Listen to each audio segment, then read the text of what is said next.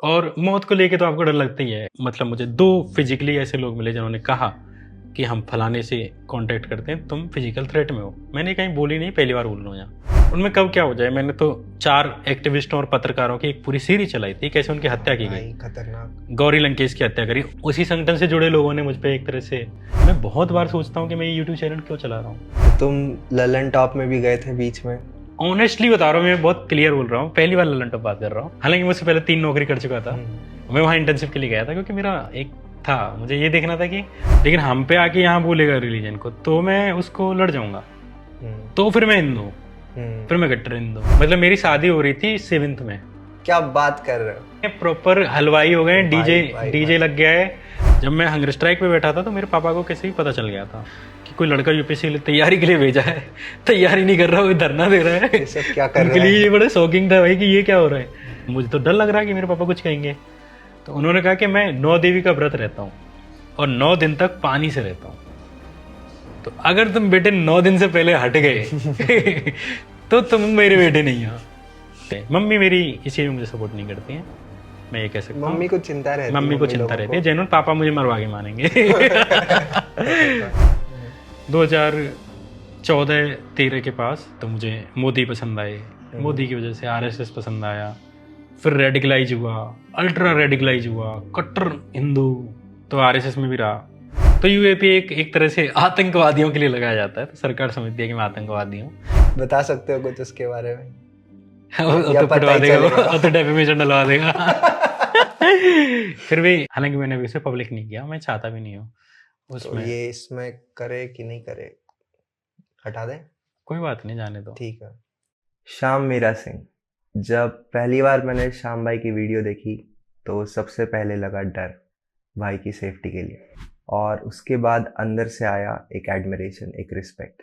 इतनी खतरनाक स्टोरीज जो हम और आप सोच भी नहीं सकते कि मेन स्ट्रीम मीडिया कभी लोगों के सामने ला पाएगी। इतना साहस, और वो भी इतने अच्छे से वेल रिसर्च्ड, वेल प्रेजेंटेड। कोई भी टॉप कमेंट उठा लो भाई के चैनल पे, आपको 2 ही थीम्स दिखेंगी, एक तो सेफ्टी को लेकर चिंता या फिर साहस के लिए सलाम। इस बातचीत में हमने श्याम भाई के लाइफ जर्नी के साथ साथ ये जानने की कोशिश की कि कहाँ से आती है ये सनक, इतना साहस कि इन्हें मौत से डर नहीं लगता क्या। आशा करता हूँ आपको मजा आए। करे चालू। हाँ। ठीक है। तो आज हम हैं भारत के सबसे क्रांतिकारी पत्रकार, सबसे क्रांतिकारी अभी के समय में, दुनिया में, यूनिवर्स में सबसे क्रांतिकारी अभी के समय में, भारत के लिए खासकर हिंदी में, पत्रकार, यूट्यूबर, जर्नलिस्ट श्याम मीरा सिंह के साथ एक्टिविस्ट, हीरो। अभी मूवी भी आएगी थोड़े दिनों में। ठीक है, तो ये बता पहले तो श्याम मीरा सिंह मम्मी का नाम लगाते हो क्या? अच्छा, जैसे वो तुम्हें तो पता है यार। अरे नहीं, सही में नहीं पता मुझे। अच्छा, जैसे वो है संजय लीला भंसाली, उसी टाइप से तुम भी श्याम मीरा सिंह ऐसे लगाते हो। मम्मी का नाम लगा। चलो बढ़िया। तो कैसी रही कोर्ट की केस अभी जो राम रहीम वाली ना? थोड़ा बढ़िया, सर में दर्द है। अरे तो बताओ थोड़ा उसके बारे में, क्या थी केस, कैसी थी? मुझे नहीं पता सही। उसमें यही था कि अभी इत्तेफाक से तुमने राम रहीम से शुरू करी है, लेकिन हाँ बहुत सारी उस पे भी आएंगे। लेकिन तो कल वाली केस में अभी एक वीडियो थी मैंने राम रहीम के ऊपर बनाई थी, जो कोर्ट जजमेंट्स, चार्जशीट, इन सब पे एक तरह से थी। तो उन्होंने वो पहले मुझे लीगल नोटिस भेजा कि भाई वीडियो डिलीट कर दो, नहीं तो पेल देंगे टाइप का, डराने की कोशिश कर जाते हैं। मतलब वही। तो मैं बोला कि वीडियो तो डिलीट नहीं होगी, तो क्योंकि वीडियो तो हमने साक्ष्यों के आधार पर बनाई है। फिर उन्होंने कोर्ट में चले गए। अचानक मुझे कोई एक मेरी दोस्त थी, उसने मुझे मीडिया में थी, तो उसने मुझे मैसेज किया कि तुम पे केस हो गया है। अच्छा। मतलब कौन सा केस? बोले राम रहीम। बोलो राम रहीम पे क्यों केस हो गया? बोलो अरे वीडियो बनाई थी मैंने उस पर, तो केस हो गया। तो बोले हाँ, तो तुम पे मानहानि का केस चला गया है दिल्ली हाई कोर्ट में। फिर मैंने अपने दोस्तों से पूछा भाई बताओ इसमें क्या चल रहा है। उन्होंने बताया कि कल ही सुनवाई है इसकी। तो तुमको ये बाहर से पता चला कि कोई केस हो चुका है और सुनवाई? ये मेरी एक दोस्त ने बताया वहाँ सुनवाई हो चुकी है। अच्छा, हो चुकी है, होने के बाद में सुनवाई हो चुकी है। मुझे तब पता चल रहा है कि मेरे पे केस हो चुका है। अरे यार, कोर्ट में सुनवाई हो चुकी है। उन्होंने हमें वही नहीं बनाया पार्टी, एक तरह से पहले दिन आपका सुना ही नहीं कुछ। उसको सर्विस बोलते हैं कोर्ट की भाषा में, कि आप सर्विस देते हो कि आप पे केस हो रहा है। होता ही नहीं, अचानक से। तो फिर फिर क्या है, मैंने ठीक है लड़ते हैं, जो होगा देखा जाएगा, हमें क्या पता कोर्ट कचहरी का क्या होता है। तो पहले तो लगा कि हल्के में ले लिया मैंने भी, तो मैं ऐसे ही, एक दो दोस्त थे मेरे, उनकी तरफ चला गया। अच्छा। उनका जो वकील था, क्या बात है, मतलब वैसे तो वो मेरे खिलाफ ही था। अच्छा। पर अगर उसके काम की कहूँ तो भाई उसने चिल्ला चिल्ला के जो कोर्ट में पूरा माहौल टाइट कर दिया, अपोजिशन वाले वकील ने। अरे बिल्कुल। तो वहां पे मुझे लगा कि यार ये सीरियस मामला सीरियस है, मुझे एंजाइटी आ गई। अरे भाई। मुझे मतलब ऐसे एंजाइटी, वैसे नहीं, सीरियस वाली नहीं कह रहा, जो रियल हुआ है बताता हूँ मैं। पॉलिटिक्स एक चैनल है, उसकी बिल्डिंग पे था वहाँ, और बाहर से ही सुन रहा था उस सुनवाई को, मैं कोर्ट में नहीं गया था उस दिन। अब वो जो चिल्ला चिल्ला के जो बोल रहा है, और क्योंकि वहां पे मतलब वो राम रहीम बन के बात करते हैं और हमारा वकील श्याम मीरा सिंह बन के, तो वो जो चिल्ला चिल्ला के बोल रहा है, मुझे ऐसा लग रहा है मेरे से चिल्ला के बात कर रहा है। तो मैं यकीन के तौर पर बता रहा हूँ, मैं बहुत हिम्मती आदमी तो हूँ, और वैसे मैं डरपोक आदमी हूँ, बहुत डरपोक आदमी हूँ, मेरे अंदर बहुत कम साहस है वैसे। पर चीजों के लिए जो फ्रंट वाली चीजें, मतलब बाहरी वाली दुनिया में मैं शेर हूँ, और फिर मैं रियल में हूँ, फिर मैं पीछे हटने वालों में से हूँ ही नहीं, मतलब मर जाऊंगा कट जाऊंगा वाली चीज है।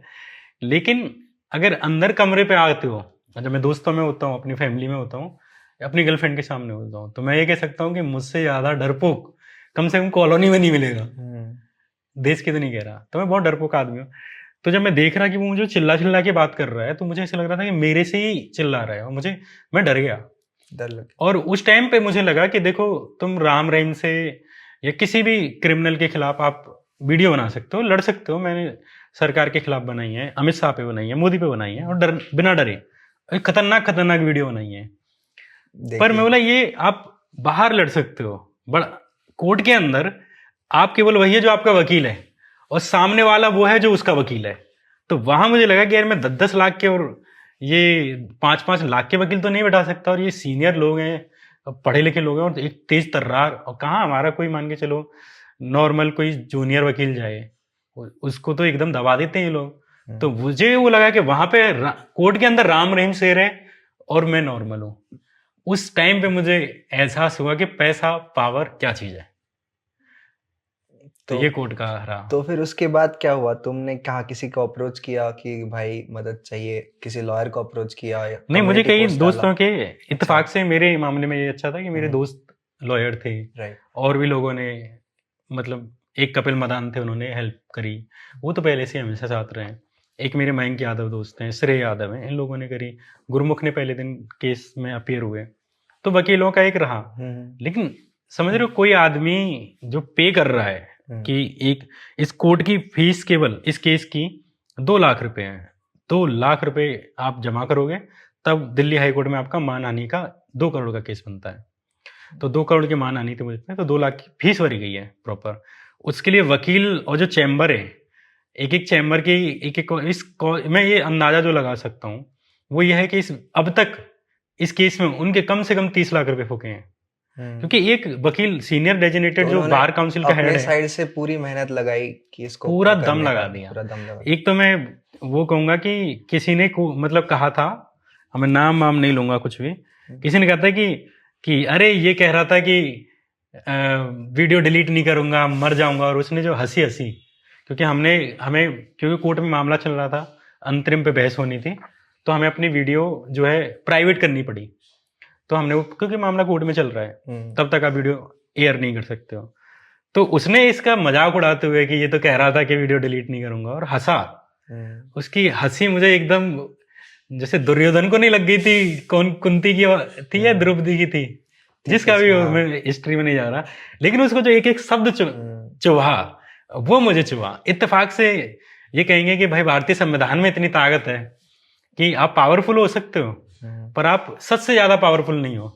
तो ट्रुथ वॉज माई डिफेंस, कि केवल ट्रुथ था जो मेरा डिफेंस था, ट्रुथ ही मेरा वकील था, ट्रुथ ही मेरा जज था।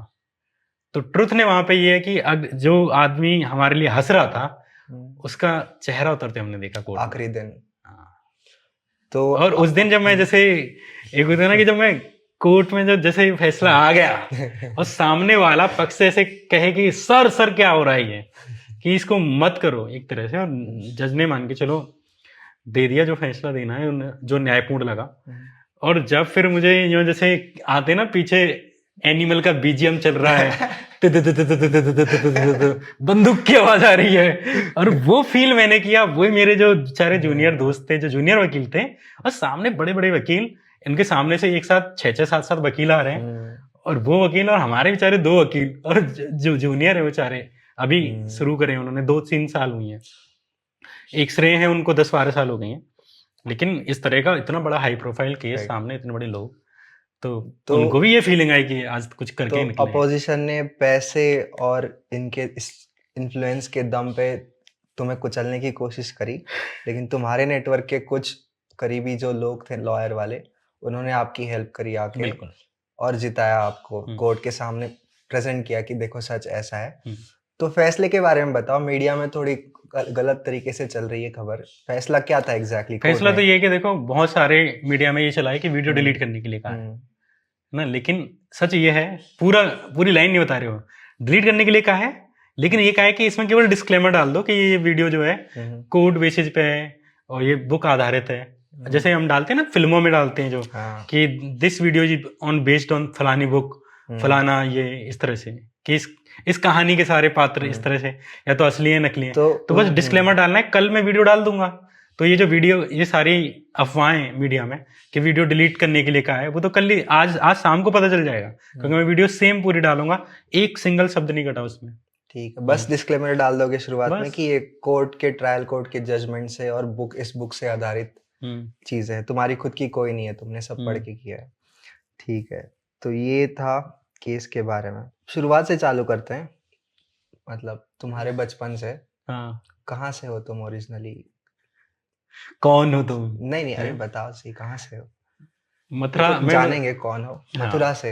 हाँ, मथुरा में एक गांव है, अच्छा, और गोवर्धन विधानसभा है, इतना मैं बता सकता हूँ, ताकि मेरे नहीं बहुत ज्यादा प्रिसाइज भी जरूरत नहीं है। तो गोवर्धन विधानसभा में एक गांव है, परिक्रमा पास में ही है वहाँ, तो उस गांव से हूँ मैं। तो सरकारी स्कूल वगैरह में पढ़े? सरकारी स्कूल में पढ़ाई, हिंदी में? मतलब मेरे स्कूल ऐसे रहे कि उनमें से आज किसी की भी बिल्डिंग नहीं है।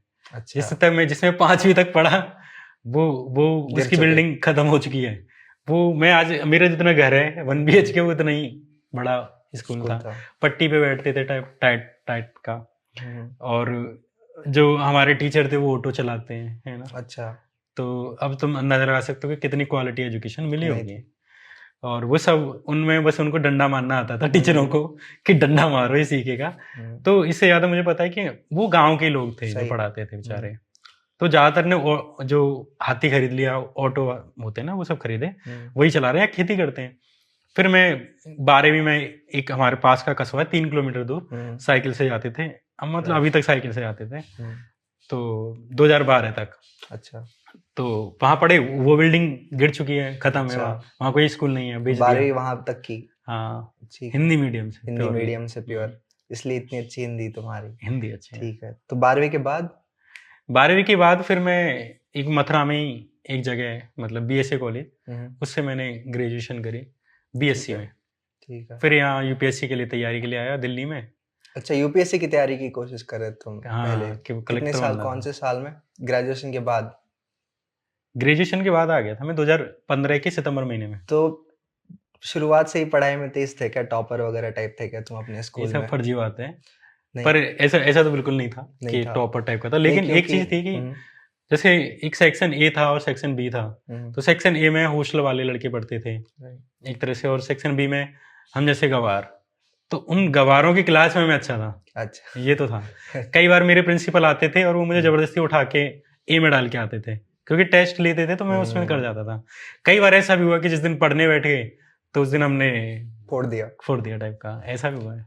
तो तुम A से वापस दोस्ती यारी B में ज्यादा थे? बैड बॉयज जो होते हैं स्कूल के बच्चे, पीछे से जो बकचोदी करते हैं, वो वाला। क्यों नहीं, लेकिन क्योंकि UPSC जो करने का महत्वाकांक्षा रखते हैं जो लोग, वो ऐसे टॉपर वगैरह टाइप से, उनमें कुछ खुद में विश्वास रहता है कि कर सकते हैं। ऐसा था तुम में कि नहीं? मेरे मामले में तो करेंगे। जैसे ये बड़ी इंटरेस्टिंग बात थी कि जैसे जितने भी मैंने UPSC के इंटरव्यू देखे, वो सारे इंटरव्यू देने वाले लोग, उन्होंने ग्रेजुएशन के बाद सोचा है कि हमको UPSC निकालना है, हमको UPSC करना है मोस्टली, या किसी के अगर डैडी जी कलेक्टर हैं या वो वाले, है ना, अच्छे पढ़े लिखे लोग, एलिट लोग। मेरे मामले में ये नहीं था। मैं कक्षा 5 से, बल्कि कक्षा 4 से, हमारे यहाँ सरकारी एक किताब होती थी जिसमें ये होता था कि मतलब थोड़े बताते थे कि जिला ये होता है, गांव ये होता है। राइट। उसी में जिला का सबसे बड़ा अधिकारी कलेक्टर होता है। आईएएस होता है, यूपीएस होता है, मुझे बिल्कुल नहीं पता था। तो मुझे वहाँ पे मैंने पूछा कि सबसे बड़ा अधिकारी कौन है जिले का, तो उन्होंने कलेक्टर है। तो अपन बोले के कलेक्टर बने। ये कक्षा 4 से और 5 से। 8वीं जब आती है मेरी, तो मैंने घर वालों को बोला कि पापा को कि मुझे आर्ट साइड दिला दो। मुझे ये पता चल गया था कि आर्ट साइड कुछ होती है, तो उससे निकालते हैं। तो उन्होंने मुझे नहीं करनी दी। फिर मैं 10वीं पास करी, तो फिर मैंने कहा कि मुझे 11वीं जो है आर्ट साइड में करा दो, एक आदर्श कॉलेज है। उन्होंने नहीं कराई। फिर आया ग्रेजुएशन का, उन्होंने बोला कि मैं बोला कि दोबारा से कि मुझे अब बीए करा दो। तो बीए मेरे घर वालों ने इसलिए नहीं करने दी क्योंकि हमारे गांव में जो है शादियां नहीं होती हैं। अच्छा, बीए वालों की मतलब पूरे घर का, हमारे गांव का सबकी यही चिंता होती है कि नौकरी लगो मत लगो, सरकारी तो छोड़ो प्राइवेट लगो मत लगो, कमा लो खा लोगे कैसे भी, किसी के यहाँ काम कर लोगे, है ना, मजदूरी कर लोगे, शादी हो जाए। तो शादी एक मात्र लक्ष्य हमारे गांव में होता है। तो सबको पता था कि अगर बीए कर ली तो शादी नहीं होगी, मुश्किल हो जाएगी। तो इसलिए मेरे घर वालों ने बीएससी जबरदस्ती कराई। ठीक है। हाँ। तो उसके बाद तुम जैसा प्लान किया था दिल्ली प्रिपरेशन करने आ गए। हाँ। फिर उसके बाद प्रिपरेशन करी और मतलब मैंने यहाँ पे मतलब पहले मैं लड़ा घर पे, क्योंकि घर वालों के लिए उन्हें मुझसे कोई बड़ा सपना नहीं चाहिए। पहले से लड़वैया हो तो। हाँ, तो मेरे घर वाले मतलब मेरी शादी हो रही थी 7th में। क्या बात कर रहे हो, सच में? चाइल्ड मैरिज जैसे घर वाले करवाने वाले थे। 7th में प्रॉपर हलवाई हो गए, डीजे लग गया है। मैं कह रहा हूँ ना, हमारे गांव में यही लक्ष्य है, केवल शादी हो जाए, बच्चे बनाए और मौज ले। तो 12 साल के हो गए तुम 7th क्लास में? नहीं, 7th क्लास में हाँ इतने होंगे। मेरे ऐसा था, मेरा भाई था तो वो भी बेचारा 10th में पढ़ रहा था, 10th से बल्कि पहले ही 9th में, एक तरह से इस तरह से। तो उसकी शादी कराते थे, तो वहाँ जोड़ी में शादी होती है। तो मुझे क्या कि मुफ्त में, अरे भाई ऐसे कर रहे थे कि इसकी भी शादी कर दें, लड़की की बहन है, ऐसे ही कर रहे थे। तो एक बार नहीं, 3 बार शादियां रुकवाई हैं मैंने। और मैं कहता था मैं भाग जाऊंगा, ये कर दूंगा, तुम्हारे खिलाफ रिपोर्ट कर दूंगा। बच्चा था लेकिन मेरे अंदर समझ थी। मेरे ताऊ जी हमारे घर में बहुत सम्मानित थे। एक बार जब हमारी शादी तय हो चुकी है, जब मैं 7th में था मेरे भाई के साथ, और 3 साल हो चुके हैं। 3 साल से कोई रिश्ता है, सगाई वगाई जो होते हैं वो सब मतलब तय, आपकी शादी होनी है। अब जो फाइनल टाइम आता है कि डीजे करना है, डीजे कर दिया, हलवाई कर दिए, अब कार्ड का टाइम आ रखा है कि कार्ड पे नाम जाएंगे। मैंने घर वालों को कह दिया मैं बिल्कुल नहीं शादी करूंगा, मुझे कुछ करना है लाइफ में टाइप का। और मैं 7th और 8th में ही था, मतलब मुझे एग्जैक्ट नहीं पता, पर मुझे ये पता है कि वही 7th वाले टाइम था। हाँ, छोटा था। मेरी बहनों की शादी से पहले की बात है। तो मेरी बहनों की शादी हुई है 2007 में, तो अब मैं कह सकता हूँ 2006 की बात होगी कम से कम। तो 3 साल की शादी भैया की थी, वो मेरी तोड़वाई मेरी वजह से, क्योंकि मैंने नहीं करी, वो तैयार नहीं थे, पेयर में ही होना था वो। तो मेरे घर वाले कहते थे कि तुम्हारे चक्कर में भैया रह जाएगा, तो मेरे को भैया के चक्कर में डिस्काउंट में दे रहे थे। तो 7th में, फिर 9th में, 10th में हर बार कोई शादी के लिए आता ही था। तो हर बार ये, फिर 2012 में मेरे भाई की शादी हो गई, तब से मेरा शादी का पीछा छूटा है। फिर जब मैं दिल्ली आ गया तब मैं मतलब तो फ्रीडम मिल गया तुम्हें यहाँ पे। अब तो बढ़िया चल रहा है तुम्हारा। तो अभी क्या एज है तुम्हारी? 28। तो अभी नहीं बोलते घर वाले शादी वादी के लिए? बेचारे कहते रहते, सबकी कहते हैं। तो नहीं, उनको जैसे ही चीजें बन जाएंगी तो शादी तो करूंगा। करोगे जब सब सेटल हो जाएगा, तुम्हें लगेगा तब। लेकिन शादी वादी थोड़ी डराती है, डर लगता है बहुत भयंकर। ये तो मेल जीन्स में होता ही है। लड़कों को भाई कमिटमेंट से हाँ थोड़ा सा रहता है। लड़के हरामी होते हैं अंदर से तो हरामी होते मर्द जात। तो ऐसा तुम्हारा बचपन रहा, यूपीएससी की तैयारी करने आए, लेकिन बहुत कट थ्रोट कंपटीशन रहता है यूपीएससी की तैयारी यार। मैं जब जैसे यूपीएससी की बड़ी दिलचस्प सी कहानी है कि जब मैं पहली बार 2015 में सितंबर महीने में आया, तो पहली कॉल जब हम घर पे करते हैं ना कि दिल्ली आ गए कैसे हो, तो मुझे याद है कि लोग बताते होंगे अपनी अलग अलग कहानियां कि ये क्या समस्या आ रही है। पहली कॉल पे पहली जो लाइन थी मेरी मम्मी से, वो ये थी कि अरे मम्मी, दिल्ली में तो कार ही कार है, इतनी कार है कि हर घर के सामने कार है, यहाँ पूरा रोड कार से भरा हुआ है और ये कार खड़ी करने के लिए जगह नहीं है। तो मैं बोला कि मम्मी यहाँ 5-5 मंजिल के घर है और बड़ी बड़ी बिल्डिंग है, और कार ही कार है। तो पहली बार देखा था ये सब अरे सब तुमने पहली यहाँ बार देखा भाई, इतनी कार, मतलब मैं एक साथ कि हर घर में कार है और घर के आगे कार है और कार खड़ी करने के लिए जगह नहीं, लोग पार्कों के आगे खड़ी कर रहे हैं। तो ये मैंने उनको पे? बताया। तो उसके लिए तो मैं तो कहता हूँ मेरी मौसी और मेरी मम्मी को क्रेडिट जाता है कि उनकी वजह से मैं यहाँ दिल्ली आ गया, और आज वही सबसे ज्यादा पछताती हैं कि वापस नहीं आ रहा ये। हाँ।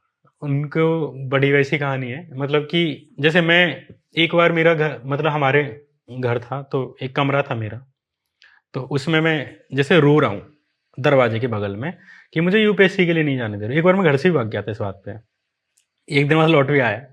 तो मैं रो रहा था, तो मेरी मौसी ने मुझे देख लिया, और मौसी ने देखा, मौसी और चाचा जो बहन बहन भाई भाई होते ना ऐसे, तो मौसी ने बोला कि बीवी, मतलब बहन से, मेरी मम्मी से, कि बीबी इसको अब तो तू भेज दे, अब चाहे तुम्हें गहने बेचने पड़े, अब चाहे तुम कुछ भी करना पड़े, जमीन बेचो, कुछ भी करो, घर बेचो, इसको अब दिल्ली भेजो। तो फिर मेरे पापा इलेक्ट्रिक, मतलब सरकारी में थर्ड ग्रेड के जो होते हैं, ऐसा नहीं कि वो पहले से नौकरी थी उनकी, नौकरी थी उनकी पहले जवानी में और वो चली गई थी, तो 19 साल उन्होंने केस लड़ा, 19 अरे साल तक भाई केस भाई लड़ा, भाई। और अपने किसान आदमी ने 19 साल केस लड़ा और नौकरी वापस ली, वो अब जाके वापस हुई। तो उनकी जो सैलरी थी वो पुरानी है, पैसे बहुत कम है, बहुत मुश्किल से गुजारा होता है। तो उनका जो पीएफ था, वो पीएफ करीब 80,000 उनका इकट्ठा हो पाया होगा तब तक, वो 80,000 उन्होंने मुझे दिए कि जा जी ले अपनी जिंदगी। दिल्ली। तो पापा की पीएफ खा के आया हूँ मैं यहाँ। ये तो 12th फेल जैसी लग रही स्टोरी। 12th फेल हाँ। देखी? नहीं देखी नहीं है। अरे हाँ। देखना, जरूर देखना, सिमिलर स्टोरी है ये। पर हम आईपीएस नहीं बने ना, हाँ, दिक्कत ये है। दिक्कत है नहीं, उससे बड़ा काम कर रहे हो तुम, कोई आईपीएस में दम नहीं नहीं, था मेरे ये आईपीएस काम दोस्त करने करते हैं का। वैसे ही अच्छा। मुझे। तो ये बताओ, फिर यूपीएससी के लिए आए, फिर वो प्लान कब छोड़ दिया तुमने यूपीएससी का? यूपीएससी का जैसे मैं बता रहा हूँ, मेरे सामने समस्या क्या थी कि जब मैं आया यहाँ पे, तो एक हमारे रिश्तेदार थे जिनको मैं जीजा जी बोलता हूँ, जीजा जी के जीजा जी एक तरह से, तो वो यहाँ पीजी चलाते थे मुखर्जी नगर में। तो उनके पास आया, तो उनसे मैं बोला कि बच्चे कॉन्फिडेंस थोड़ा ज़्यादा होता है, कि मैं बोला कि जीजा जी मुझे सब कुछ आता है, मेरी जीके अच्छी है, मेरी हिस्ट्री अच्छी है, और बस मेरी वोकाबुलरी खराब है।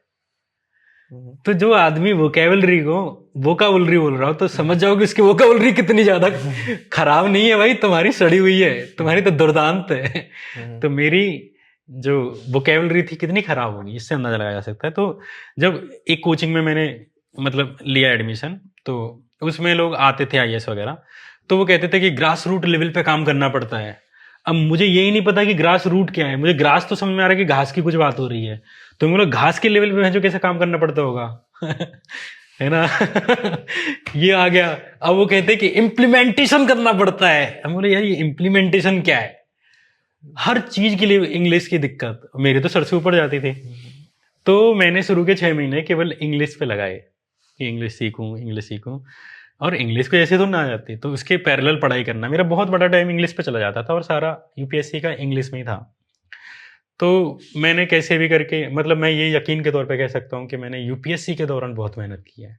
मैंने 12वीं तक कोई पढ़ाई नहीं करी, ग्रेजुएशन में मुझे 0 पढ़ाई मिली है, लेकिन ग्रेजुएशन सॉरी यूपीएससी के जो मैं पापा के पीएफ के पैसे से आया हूँ, समझ रहे हो, ये मुझे एहसास था कि मैं क्या चीज़ बेच के क्या चीज़ लेके आया हूँ यहाँ, है ना।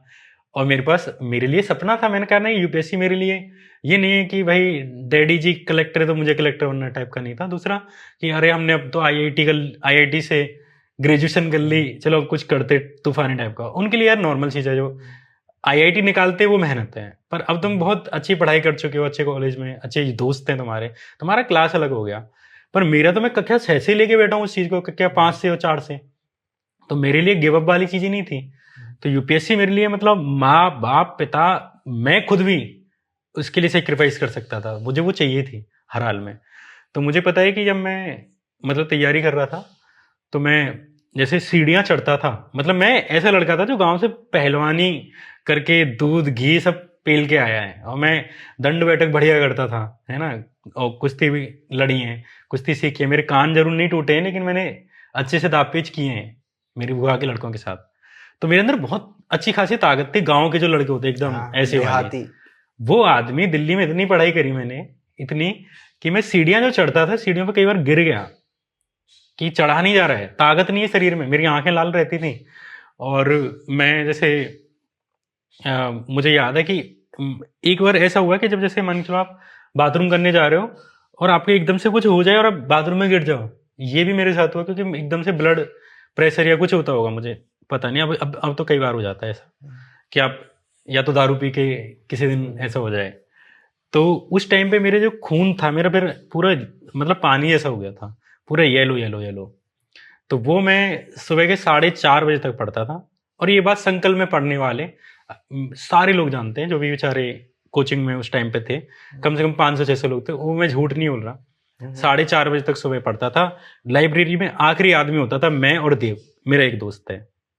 देव की कहानी बहुत इंटरेस्टिंग है, बताऊंगा। तो देव और मैं दोनों हम 4:30 तक पढ़ते थे, बंद करके आते थे लाइब्रेरी। और लाइब्रेरी शुरू हो जाती थी सुबह 8 बजे से और 7 बजे से। तो मैं ब्रेकफास्ट करके 9 बजे लाइब्रेरी में बैठ जाता था। एक बार फिर हमने ना ये टाइम लगाना शुरू करा कि हमारा टाइम खराब ना हो। तो मैंने एक बार स्टॉप वॉच लगा के एक बार टाइम देखा, तो उसमें बाथरूम का टाइम हटा के, खाने का हटा के, नहाने का हटा के 13.5 घंटे मेरी सिटिंग थी। मतलब सारी चीज़ें हटा के, कॉल वॉल XYZ, 13.5 घंटे, और मेरा रेगुलर 12 घंटे था। अब ये लगा सकते हो कि मैंने बहुत मेहनत करी थी उसके लिए। यूपीएससी नहीं हुआ, मेरे प्री में नंबर, मेरे क्या है कि मेरी मेमोरी बहुत ख़राब है और मुझे फैक्ट्स याद नहीं होते, लेकिन मेरे कॉन्सेप्ट अच्छे थे। मैं हमेशा अपनी कोचिंग में, चाहे वो कैसी भी कोचिंग थी, लेकिन ऐसे में हमेशा फर्स्ट आता था, हमेशा फर्स्ट आता था। और ये सबको पता था कि फर्स्ट यही आएगा। ऐसे में जो राइटिंग का होता है, आंसर राइटिंग अच्छी लिखता था। लेकिन मैं ये कह सकता हूँ कि मेरी मतलब मैं शायद ग्रेजुएशन में पढ़ता या मैं नीचे से पढ़ के आता तो शायद कुछ कर लेता। यहाँ तो ऐसे जैसे आप किसी जो जिसको तैरना नहीं आता, जिसको तुम नाले में फेंक दो और वो जैसे हाथ मार रहा है, छटपटा रहा है कि भाई कैसे भी निकल, तो यहाँ तो मैंने हाथ पैर मारा। और यूपीएससी में मेरे ओबीसी मतलब जैसे प्री की जो कट ऑफ थी 105 थे और मेरे 103.5 थे, तो 1.5 नंबर कम था। और ओबीसी की करीब 102 थी, ओबीसी से मेरे 1.5 नंबर ज़्यादा था, जनरल से 1.5 नंबर कम था। अगर मैं एक सवाल केवल गलत ना करके आऊँ, नेगेटिव मार्किंग जो होती है, तो मेरा प्री निकल जाता। और प्री के बाद पता नहीं जो होता, कम से कम प्री निकल जाता। तो प्री नहीं निकला, फिर इधर आ गए। तो फिर तुमने क्या डिसाइड किया उसके बाद, क्या करना है? डिसाइड कुछ नहीं था, मुझे तो मतलब यूपीएससी ही करना था हर हाल में। और इत्तेफाक से मैंने हालांकि बाद में दिए, लेकिन मैं कभी CGL VGL ये भरता नहीं था, खुद से नहीं भरता। मेरा यही था कि बनेंगे तो कलेक्टर बनेंगे, नहीं तो कुछ नहीं चाहिए तो फिर पूरा चाहिए। वही लक्ष्य था बस, कलेक्टर बनना चाहिए तो पूरा चाहिए, नहीं तो नहीं चाहिए। मैं कभी स्टेट वगैरह के भरता नहीं था, लेकिन बीच में मेरे दोस्तों ने कहा तो मैंने भरना शुरू कर दिया था। पर एक बात बता रहा हूँ, सोच क्या थी, सोच ये थी कि चाहिए तो पूरा चाहिए, नहीं तो गाँव अच्छा है, इस टाइप का। पर जब मैं यूपीएससी का मेरा प्री नहीं निकला तो मैं फिर IIMC आ गया। IIMC के बारे में बताओ थोड़ा। Indian institute of mass communication है ना, जैसे मीडिया वालों का IIT है ये, इंडिया का टॉप। हम अपने आप को खुश करने के लिए कह लेते हैं। मैंने भी सुना है यही, सारे लोग, अभिषेक भाई और सौरभ द्विवेदी भी वहीं से है, बहुत सारे रवीश कुमार ने भी करीब 1-2 महीने शायद पढ़ा है, और फीस तो भरी है उन्होंने, ये तो पता है। IIMC की, हाँ। ये जैसे दीपक चौरसिया, सुधीर चौधरी, बरखा दत्त, निधि राजदान, सब अरे सब IIMC से, सब मेरे सीनियर हैं। अच्छा। हाँ, तो कैसे एंट्रेंस कैसा होता है उसका? इसकी जैसे मतलब IIMC की जो बैकग्राउंड स्टोरी बड़ी दिलचस्प है कि एक लड़का था मतलब बजरंग दल का, अच्छा, और मथुरा में। तो उसने कहा यार श्याम भाई कमाई करनी है यार, पैसे कहाँ से कमाऊं? तो उसने बोला मैं पत्रकारिता करना चाहता हूँ, मुझे यार बताओ थोड़ा पत्रकार। तो एक लड़का पत्रकार आता था हमारे यहाँ, यूपीएससी की तैयारी जब मैं कर रहा था। तो मैंने पूछा भाई यार तुम बताओ कहाँ से करते हैं, सस्ती कहाँ से हो जाएगी, या सबसे बढ़िया कौन सा है? तो उसने मुझे बताया कि IIMC है, माखन लाल है, और जामिया यूनिवर्सिटी। तो मैं बोला सबसे बढ़िया कौन है? बोला IIMC है। तो मैंने IIMC के पेपर देखे। नहीं, जैसे कोई देख रहा है जिसको पत्रकारिता में इंटरेस्ट है, हाँ, उसने सुना अभी अरे IIMC कॉलेज होता है, तो कैसे तैयारी करे उसकी, तुमने कैसे करी? इनको बता दो ना पूरी। हाँ। तो IIMC की जब मैंने देखा कि उसमें पेपर। तो मैं बोला यार ये तो मेरे गांव का दोस्त तो जिंदगी में नहीं निकाल पाएगा। पर मेरे मौसी के जो लड़के थे जो वो 12वीं वगैरह कर रहे थे, तो मैंने सोचा कि जब वो आएंगे तो उनको बता दूंगा कि भाई कैसे करना है। तो एक ये होता है कि जब भी आप यूपीएससी का एग्जाम दे रहे होते हो तो आप छोटे मोटे एग्जाम निकाल के ना अपना कॉन्फिडेंस बूस्ट करते हो। ये एक पैटर्न है। स्टेट पीसीएस का भी इसलिए लोग देते हैं, छोटे मोटे भी इसलिए देते हैं। तो मैंने आईआईएमसी का भर दिया, तो 1600 रुपये कुछ उस टाइम पे फीस भरी गई। तो उसमें एक और चीज़ थी कि वो जेएनयू में ऐसा हमें भ्रम हुआ, लेकिन वो जेएनयू में बिल्डिंग उसमें आता है एरिया में जेएनयू के, लेकिन वो जेएनयू से रिलेटेड नहीं है, वो मिनिस्ट्री से रिलेटेड है। अच्छा।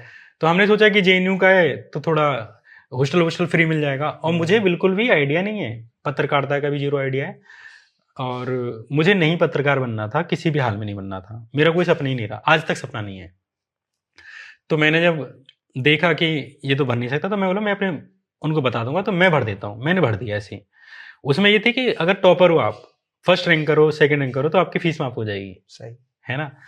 तो अपन बोले कि अगर फीस माफ हो जाएगी तो पढ़ लेंगे, हॉस्टल मिल जाएगा फ्री में, वहां से तैयारी कर लेंगे, पापा का पैसा क्यों खर्च कराएं।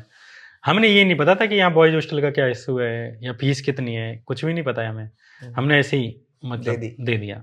तो अब संडे का दिन आता है पेपर का, अब मैं जाने के लिए तैयार नहीं हूँ। मैं बोला मैं अपनी यूपीएससी की तैयारी कर रहा हूँ, एक दिन क्यों खराब करूँ अपना, संडे के दिन तो पढ़ना होता है, पेपर आ रहे हैं। तो मैं नहीं जा रहा था, पर मेरे दोस्तों ने कहा जबरदस्ती कि जाओ। तो मैंने अपने दोस्तों से सफ़ेद शर्ट ली, सफ़ेद शर्ट पहन के ऐसे पेपर देने गया। फिर आता है कि उसमें मेरा एग्जाम निकल गया। एग्जाम निकल गया तो मैंने तो छोड़ दिया, मुझे तो दिमाग में भी नहीं था कि ये करना है। तो वो जो लड़का है जो जिसने मुझे बताया था, तो आज 20 तारीख को अंतिम डेट है, 19 तारीख को वो कोचिंग में आ जाता है कहीं से भी। उसने बोला अरे श्याम तुम्हारे एग्जाम का क्या रहा। मैं बोला यार कि एग्जाम तो निकाल दिया। तो बोला तो एडमिशन ले लिया। मैं बोला नहीं, तो एडमिशन मैं क्यों लूंगा भाई। तो मुझे बोला अरे यार वो तो बहुत अच्छा कॉलेज है, ये वो है, वहाँ फलाने प्रोफेसर पढ़ाते हैं देश विदेश के, बड़ी अच्छी वो है, और मैंने 2 बार से दिया है, मेरा 2 बार से नहीं निकल रहा। अब मैं बोला यार कुछ बढ़िया निकाल दिया है, कुछ बड़ा एग्जाम निकाल दिया है, इसको कैसे छोड़ रहा हूँ। तो मैंने फीस का आया कि चलो फीस भर देते हैं, और अगर इधर यूपीएससी का प्री निकल जाता है, प्री का रिजल्ट आना था, छोड़ देंगे उसको, प्री निकल जाए तो इधर छोड़ दूंगा, प्री की तैयारी करूंगा, मेंस की तैयारी करूंगा, और अगर ये निकल नहीं होता तो फिर तो यहाँ पढ़ना ही है ना। तो मैंने कॉल करी घर पे, 19 तारीख को, 20 तारीख को मेरी फीस बननी है। अब गांव के लोगों पे कहाँ 40,000 रुपये आ रहे हैं, मुझे एकदम से पता चला कि 40-50,000 रुपये फीस है इसकी। तो मैंने पापा को बताया कि पापा ऐसे 40,000 चाहिए। तो उन्होंने फिर मम्मी बोली कि भैया तू कल तो पढ़ने गए थे यूपीएससी की तैयारी के लिए, कलेक्टर के लिए, अब तुझे पत्रकार बनना है। बोला मैं बनना नहीं है, ऐसे ही थोड़े फीस भर देते हैं। तो फिर हमारी भाभी के गहने उन्होंने लगा दिए, गिरवी रखे। हाँ। तो अगले दिन लास्ट दिन थी 20 तारीख की, तो भाभी के जो गहने थे, मेरी भाई की जो शादी हुई है उनके गहने करके फिर वो मतलब एक तरह से फीस भरी। तो मेरा इधर 24, 25, 26 को रिजल्ट आ जाता है, मेरा नहीं होता है ना, हालांकि नंबर बाद में पता चले नहीं हुआ। अब मेरे को मतलब वही है कि अपना आराम से बैठे रहे। 1 तारीख को हम आईआईएमसी गए। आईआईएमसी गया तो मैंने राहुल देव, एक बड़े बहुत अच्छे पत्रकार हैं, और ये पत्रकार है, कई सारे लोग हैं। तो ये ओरिएंटेशन होता है 3 दिन का 4 दिन का, उसमें ये बताते हैं कि पत्रकार को कैसे पत्रकारिता करनी होती है, कौन पत्रकार होता है, ये सब बताते हैं प्रोफेशन के बारे में। अब मैं बैठा बैठा ये कह रहा हूँ भाई मैं कहाँ फंस गया, ये पत्रकारों को माइक लगाने का काम है, ये मेरा काम ही नहीं है, मैं जिंदगी में नहीं कर सकता, मेरे से नहीं होगा, और मैं तो कभी जा ही नहीं सकता, किसी के पीछे भाग नहीं सकता। तो मैंने, और उन्होंने बताया कि ऐसे से रिसर्च करनी पड़ती है, मंत्रालय में जाना पड़ता है टाइप का। मैं नीचे गया चावला सर के पास, एडमिनिस्ट्रेशन के जो हैं। मैं बोला सर मेरी फीस वापस कर दो। अब वो बोले बेटे, बहुत अच्छे इंसान है चावला सर, बोले कि बेटे तेरी फीस वापस कर देता मैं, लेकिन तू अगर 1 दिन पहले आया था, 31 को आ जाता तो तेरी फीस वापस कर देता, लेकिन 1 तारीख से बैच शुरू हो चुका है, तो अब हम ये नहीं हो सकता। अब तुम्हारी जो फीस वापस होगी वो स्टूडेंट फंड होता है 3,000 रुपये वो, और एक लाइब्रेरी के 5,000 रुपये, तो ये तुम्हारे 8,000 वापस हो जाएंगे, लेकिन तुम्हारे जो 40,000 है वो वापस नहीं होंगे। अब मैं बोला अरे यार ये क्या हुआ। तो मैंने ओरिएंटेशन में नहीं आया, फिर मैंने जाना बंद कर दिया, फिर कमरे में सोता रहता था, ऐसे ही अच्छा, ऐसे हॉस्टल मिला था या हॉस्टल नहीं मिला यार। हॉस्टल नहीं था। हाँ, है, उसकी अलग कहानी है। तो ऐसे ही पड़ा रहता था कमरे में, ऐसे ही सर पे हाथ रख के कि भाई जिंदगी के साथ क्या कर लिया। पैसे भी पापा के उधर चले 80,000 फूंक दिए, इधर ये 40,000 लगा दिए, मुझे तो पत्रकार नहीं बनना है। अब क्या था कि पहले हमें ये था कि हॉस्टल मिलेगा, ऐसा लगता था, लेकिन उस टाइम के डीजी ने क्या करा, बॉयज हॉस्टल बंद कर दिया। बिल्डिंग है, बिल्डिंग थी, लेकिन वो बॉयज हॉस्टल नहीं दे रहा, और उसको मतलब दिल्ली की लड़कियों को दे दिया, और उसमें भी 40 सीट थी और 16 सीटें उसने केवल भर पाई। लड़की सारी A to Z लड़कियों को हॉस्टल मिला है, लड़कियों का एक अलग हॉस्टल था। उसके अलावा उसने बॉयज हॉस्टल में भी लड़कियों के साथ दी दिल्ली की, ताकि उसको इवन मतलब JNU और RK पुरम, इसकी दूरी केवल 3 किलोमीटर 4 किलोमीटर, उनको भी इन्होंने हॉस्टल दे दिया लड़कियों को, लेकिन लड़कों को नहीं दिया। अब क्या है कि बाकी लोगों ने मांग उठाई कि ये बॉयज हॉस्टल दिया जाए। अब मैं तो लाइब्रेरी चाहिए थी मुझे। अब ये है कि कॉलेज अगर 8 बजे बंद हो जाएगा तो लाइब्रेरी तो चालू ही नहीं रहेगी। तो हमारी सारी लाइब्रेरी, मेरा काम लाइब्रेरी का था क्योंकि मैं पढ़ता था, तो मैंने यूपीएससी तैयारी थोड़ी नहीं थी उस टाइम पे। तो मैं क्या कर रहा कि मैं इनको एप्लीकेशन देता था कि सर इसका टाइम बढ़ा दो, तो वो कहते थे कि जब हॉस्टल ही नहीं है तो 8 बजे से ज़्यादा बढ़ा नहीं सकते। क्लास चलती थी IIMC की 6 बजे तक, 6:30 तक आदमी खाना खाता है, 7 बजे पहुंचता है, 7:30 लाइब्रेरी बंद कर देते थे क्योंकि 8 बजे पूरा कॉलेज बंद करना है। तो मैं बोला भाई अब या तो आप लाइब्रेरी का टाइम बढ़ाओ या आप हॉस्टल दो। तो जो हमारे शुरू में जो लोग थे IIMC के, उन सब ने मतलब एप्लीकेशन देना ये सब, पर उनको सबको डांट दिया, फटकार दिया और डरा दिया कि कोड ऑफ कंडक्ट है, और अगर तुमने IIMC के खिलाफ फेसबुक पे लिखा, पोस्ट पे लिखा, या आपने हमसे ज़्यादा जिद करी तो आपको निकाल दिया जाएगा। पोस्ट भी कर रहा है, फेसबुक पे लिखा फेसबुक पे भी। तो निकाल दिया जाएगा। तो ऐसी कैसी पत्रकारिता सिखा रहे हैं वहाँ पे? ये मोदी जी के राज की पत्रकारिता है ना, अरे बाप। इसमें आप कुछ नहीं कर सकते हो। अब ये सारे हिंदू ही थे इत्तेफाक से, तो अब इनको ये कर दिया कि अगर आप IIMC में पढ़ना है या प्लेसमेंट लेना है तो आप इसके खिलाफ नहीं बोल सकते हो। तो सारे जो बच्चे थे वो सब बंद, चुप हो गए। लेकिन मेरे एप्लीकेशन देना चालू रहा, मैं एप्लीकेशन देता रहा कि सर लाइब्रेरी का टाइम बढ़ाइए। तो इन्होंने जैसे जैसे कम से कम 4-5 एप्लीकेशन के बाद लाइब्रेरी का टाइम बढ़ा दिया, कहते हैं कि इसको 10 और 12 तक का कुछ कर दिया, पर हमें चाहिए थी वो 24 घंटे, क्योंकि मुझे तो पढ़ना था वहाँ। क्योंकि मुझे JNU की लाइब्रेरी में जाना पड़ता था छुप छुप के, क्योंकि JNU में हम अलाउ नहीं थे, पर हम कैसे भी नाम छुपा के कैसे भी घुस जाते थे पढ़ने के लिए, मैं घुस जाता था। तो फिर IIMC की लाइब्रेरी का हो गया, लेकिन उससे कोई फ़ायदा नहीं मिला। अब आई कि उन्होंने 10 बजे तक का करा, अब हम बोले इसको कम से कम 12 का कर दो, है ना, कम से कम 12 का कर दो, रात के 12 बजे तक का। तो उन्होंने बोला कि नहीं, तो हम बोले कि फिर बोले कि ये तब हो जाता जब हॉस्टल होता यहाँ। हम बोले तो अब हॉस्टल ही चाहिए सर जी, अब हम हॉस्टल के लिए लड़ेंगे। तो मैंने वहाँ पे फिर एप्लीकेशन लिखे, मैं पूरी क्लास में सबको साइन करवा के लाता था, और सब ये कहते थे क्या बेवकूफ़ आदमी है, और अकेला करवाता था। मेरे 1-2 दोस्त और थे, है ना, लेकिन मैं पूरी क्लास में और सब सारी क्लासेज में जाता था। हिंदी वाले बेचारे देहात से आते, गांव से आते, बड़े सहयोगी लोग थे, हैं, कम से कम वो मखौल नहीं उड़ाते थे। लेकिन इंग्लिश वाले, RTV वाले, वो ऐसे देखते थे कौन देहाती आदमी क्यों परेशान कर रहा है, हमारी खलल डाल रहा है। साइन करने में भी मतलब पूरी क्लास में से भी 6-7 लोग साइन करते थे उस पे, हॉस्टल पे, कि हॉस्टल चाहिए। अब एक दिन मैंने मतलब 7 एप्लीकेशन हो गए, जवाब देते नहीं थे, कोई जवाब ही नहीं देते। मैं एप्लीकेशन लिख देता हूँ, जवाब नहीं दे रहा। 15 दिन वेट करता था मैं लिखता था कि मैं 15 दिन वेट करूंगा, 15 दिन वेट करता, ऐसे करके 3 महीने हो गए, और मैंने 6 एप्लीकेशन दे दिए। 7वां एप्लीकेशन मैंने दिया, और मैंने इसमें लिखा अगर आपने इसका जवाब नहीं दिया तो मैं मीडिया में बोलूंगा, तो मैं फेसबुक पे लिखूंगा, और जिस सरकार को हमने चुना है, जिसकी जिम्मेदारी है हमारी, और जिसके अंदर ही आता है, उस सरकार के खिलाफ हम बोलेंगे। उससे पहले मैं पॉलिटिकल नहीं था, यहाँ से मेरी पॉलिटिक्स शुरू होती है ना, यहाँ से मेरा एक्टिविज्म शुरू हुआ, छोटा मोटा जो भी है। तो वहाँ मैंने कहा कि ये आखिरी बोलो, मैं इसके बाद प्रेस को बोलूँगा। उस जो हमारा DG था KG सुरेश, आदमी अच्छा था, मैं ये नहीं कहूँगा है, लेकिन वो संगी था, तो उसमें संगी होने के जितने भी अवगुण थे वो पूरे थे लेकिन मैं ये कहता हूँ आदमी बढ़िया था, इंसान अच्छा था।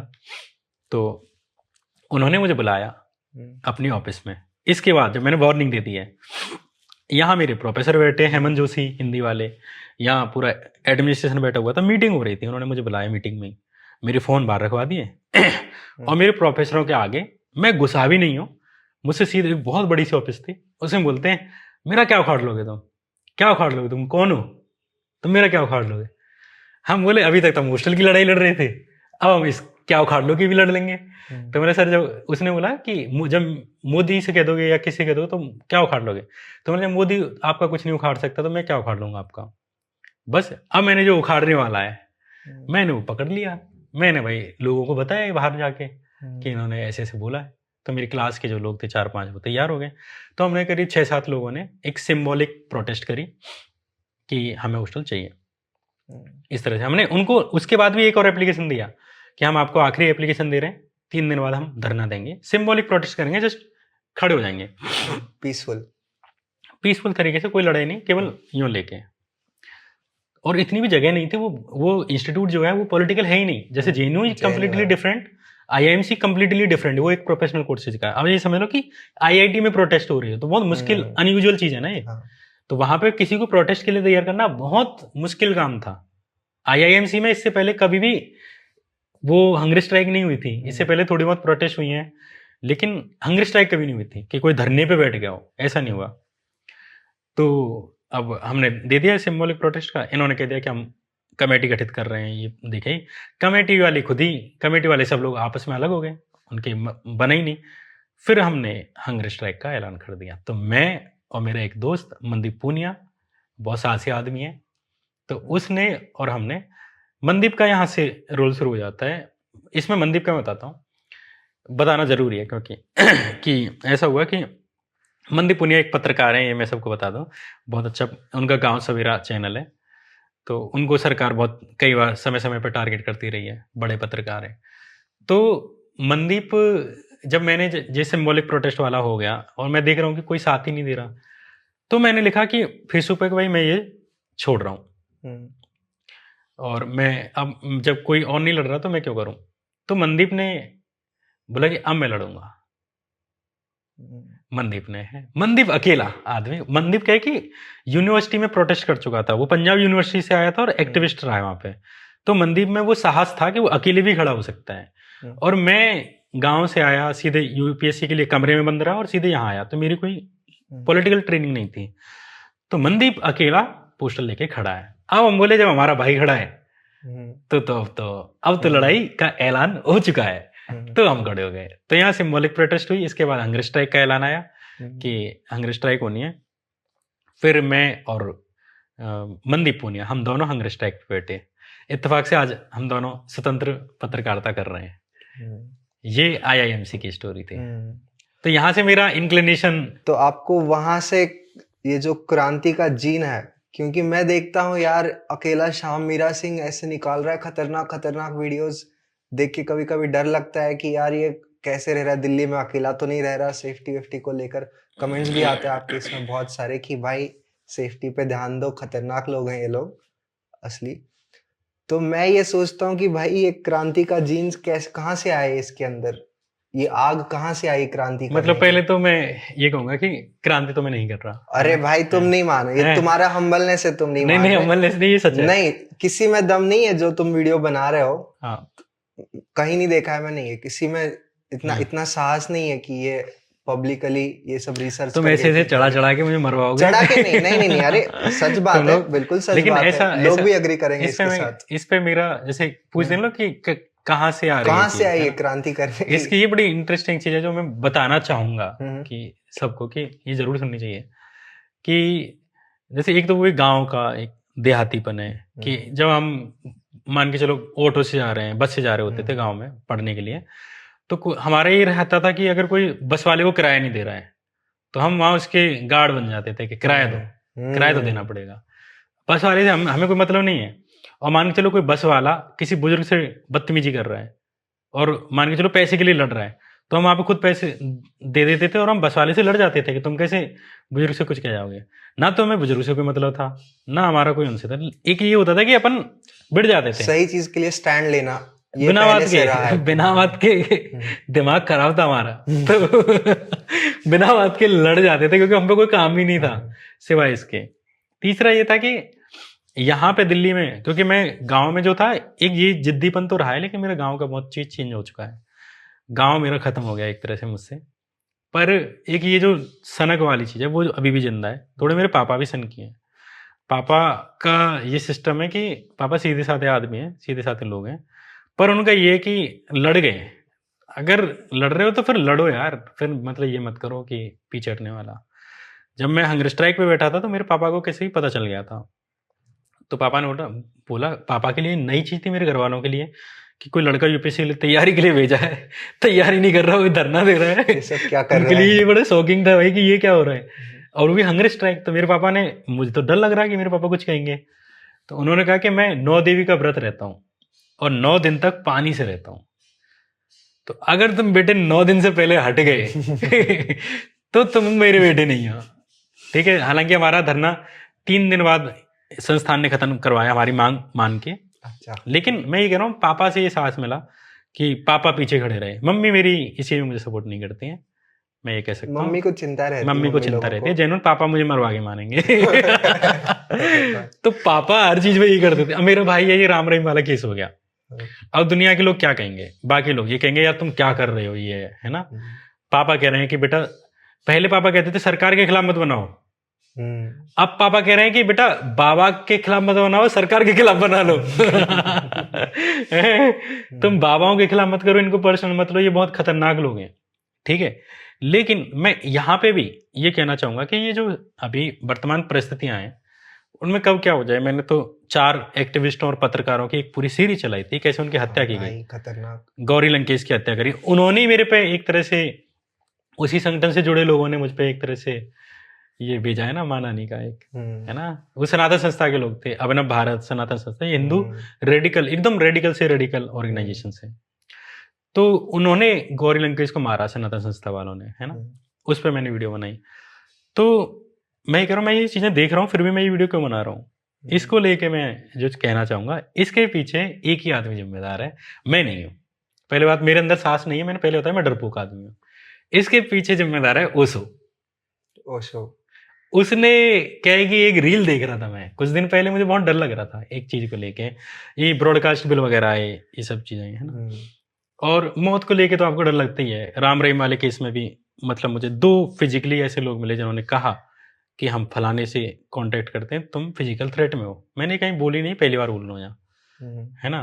मुझे मैसेज आए मेरी एक दोस्त के कि मैंने एक के साथ मीटिंग कर रही थी, उसने मुझे बोला कि मैं तुमको मैसेज कर दूंगी, तुम अपने ख्याल रखना, कुछ चीज़ें तुम्हारे खिलाफ हो सकती हैं टाइप का। इस तरह के फिजिकल थ्रेट देखे हैं। हालांकि ये डराने की टेक्निक होती हैं, जो बाहर दूसरे लोग होते हैं वो आपको डराने के लिए, ताकि आप केस छोड़ दो, केस से पीछे हट जाओ या छोड़ दो। तो उस दिन मेरे वकील ने कहा कि तुम एसपी को दे दो, क्योंकि मेरे एक आदमी मेरे कोर्ट में जाके, कोर्ट में मेरे वकील से आके बोलता है पहले दिन वाला कि मुझे श्याम मीरा सिंह से मिलना है और मैं वहां से आया हूँ। तो मेरे वकील तो सक पका गए कि भाई क्या मैटर है, क्या है। तो उन्होंने मेरा नंबर ही नहीं दिया। मैं तो उस दिन हियरिंग पे भी नहीं था, मतलब ऑनलाइन देख रहा था। तो उन्होंने मेरा नंबर नहीं दिया, उसने मेरा नंबर मांगता रहा। तो एक थ्रेट टाइप का एक क्रिएट करा। तो वो जो डर है, तो ओशो की मैं एक रील देख रहा था, इससे पहले भी देखी थी, और ओशो ने मेरा दिमाग खराब किया है। तो ओशो की मैंने जब रील देख रहा था, उसमें उसने कहता है अरे मृत्यु, मृत्यु तो संगीत है, मृत्यु तो उत्सव है, मृत्यु से क्यों डरना टाइप का। मैं बोला यार यही चाहिए, तुम्हें छू गई बात, यही चाहिए भाई, मृत्यु से क्यों डरे यार। तो मैं पहले भी नहीं डरता था ऐसा इतना, लेकिन इसने मुझे और क्लियर कर दिया कि मरना तो ही है, तो इतना क्यों लोड लेके मरना है, और इतना चिंता क्यों करना है कि घर वाले क्या, वो भी तो मरनी है ना, सभी मरनी है। और दूसरा ये कि देखो अभी कौन से वो इतने खुशी रह के जी रहे हैं, अभी तो तमाम चीजों से दुखी रहती है ना। ऐसा तो नहीं कि बहुत हैप्पी हैप्पी लाइफ है, जिंदगी और ही की तरह कट रही है ना। तो वो अभी भी दुखी है, इनकी खेती में नुकसान हो जाता है, बहन के यहाँ कुछ हो गया, भाई के यहाँ कुछ हो गया, पैसे का नुकसान हो गया, दुखी अभी भी रहते हैं, मेरी वजह से दुखी हैं। तो मेरे जाने के बाद ऐसा कौन सा कुछ हो जाएगा। और हम सारे लोग अपना अपना बिस्तर वैसे भी 60 साल बाद समेटने वाले हैं, तो फिर हम रो क्यों रहे, परेशान क्यों हैं। तो ये चीज है, मैं अभी भी कह रहा था कि मैं क्रांति के लिए नहीं करता, मैं बिल्कुल भी क्रांति के लिए नहीं करता कोई काम, और मुझे 0 एक्सपेक्टेशन है कि कोई मेरी वीडियो देख के बदलेगा। बट वो जो अमाउंट ऑफ मान के चलो, इसके लिए इनिशिएटिव चाहिए और जो एक साहस चाहिए। तो वो यही है कि साहस की वहां जरूरत होती है जहां आप में मृत्यु का भय हो। अब जब भय ही नहीं है तो साहस की जरूरत भी नहीं है। मैं तो सामान्य काम कर रहा हूं। अगर जहां भय हो वहां आपको साहस की जरूरत है, लेकिन जहां भय ही नहीं है तो वहां सास की कहाँ ऊपर जरूरत उठ है, वो तो चुके मेरी हैं। जिंदगी का एक हिस्सा है। मुझे ये है कि मैं भयांकित तब हो जाऊंगा जब मैं वीडियो नहीं बनाऊंगा, तो मैं अपने आप से डर जाऊंगा कि मैं क्यों नहीं बना रहा हूँ, क्या ऐसी चीज है जो डरा रही है। तो मैं तो जब भी वीडियो बनाता हूँ दरअसल मैं अपने डर को ही हरा रहा होता हूँ। तो ये है। बढ़िया बढ़िया, बहुत गजब। तो फिर आईआईएमसी के बाद तुमने कहाँ ज्वाइन किया, जॉब ली? आईआईएमसी के बाद मैं गया, एक पॉलिटिकल पीआर था, उसमें मैं गया 11 दिन के लिए, और वहाँ पे उन्होंने करीब 5-6 लोगों को ले गए थे, उसमें 25,000 सबसे ज़्यादा मुझे दिया उन्होंने। तो अच्छा। पहली नौकरी 25,000 की थी हमारी। फिर जब मैं 11 दिन वहाँ काम किया, मुझे ये था कि मुझे थोड़ा चुभता था, चंडीगढ़ में था, कि बड़ी सी बिल्डिंग में जाओ और एसी में रहो। अब तो भाई मुझे एसी चाहिए, पर उस टाइम पे वो था कि मुझे इन चीज़ों से चिढ़ थी कि मैं बड़ी बड़ी बिल्डिंगों से, मुझे ये लगता था कि कैपिटलिस्ट पूरा सारा है ना, आज हो जाए तो मैं ठीक है, कोई बात नहीं है ना। लेकिन उस टाइम पे मुझे थी सुविधाओं से, मुझे बड़ा दिक्कत था कि सुविधाएं मुझे नहीं चाहिए थी लाइफ में। आज तो हम सुविधा के ठीक गुलाम है ना। तो उसके तो बाद उस टाइम पे मैं जब ऑफिस में जब बैठता था ना चेयर पे, तो मुझे वो चुभता था, और मेरे जो यूट्यूब पे एक गाना चलता रहता था, ये मैंने एक बार लिखा था लेकिन मैंने तुरंत ही डिलीट कर दिया था नौकरी छोड़ने का कारण। तो मेरे पे एक चलता रहता था कि हम लड़ेंगे साथी, कुछ एक इस तरह का सॉन्ग था। एक था तू जिंदा है तो जिंदगी की जीत पर यकीन कर, है अगर कहीं भी आसमां तो उतार ला जमीन पर, कुछ ऐसे था। ये शैलेश कुछ एक है उनका। तो मैं पास का ये गाना सुनता था ना कि हम लड़ेंगे साथी जब तक बीरू बकरिया अपनी बकरियों के लिए का दूध नहीं पीता। ये पूरी एक कविता मुझे याद नहीं रही। तो ये 24 घंटे मेरे कान में चलता रहता था जब मैं पढ़ता था, मतलब उनका जो काम करता था। तो 11वें दिन मैंने रात के करीब 2 बजे, है ना, अब मेरे ये चल रहा था, मैं कई दिन से सोच ही रहा था कि मुझे छोड़नी है। और फिर मैंने 11 बजे करीब निर्णय लिया रात के 2 बजे कि मुझे ये नौकरी छोड़नी है। मैंने उधार किसी से लेके पीजी का पैसा भरा था, क्योंकि स्टूडेंट था, पहली नौकरी लगी थी, पैसे कहाँ थे, पापा से लेने नहीं थे। तो पहले पीजी के लिए किसी से उधार लिए, अमन बराड़ था मेरा दोस्त जो अब नहीं है, उससे उधार लिए और पीजी के भरे। उन पीजी के पैसों को मैं बोला कि भले ही नुकसान हो जाए, है ना, भले ही मैं वेट करता 1 महीने बाद मुझे पैसे मिल जाते, पर मैं बोला यहाँ पे मुझे एक दिन भी नहीं रुकना। तो पहली नौकरी में 11वें दिन छोड़ आया। फिर कहाँ फिर पापा बोले यार तुम क्या दिमाग खराब है, तुम्हें 3 साल से 2 साल तुमने यूपीएससी में और 1 साल तुमने ऐसे खराब कर दिया, तुमने नौकरी छोड़ दी। पहली बार पापा ने फटकारा।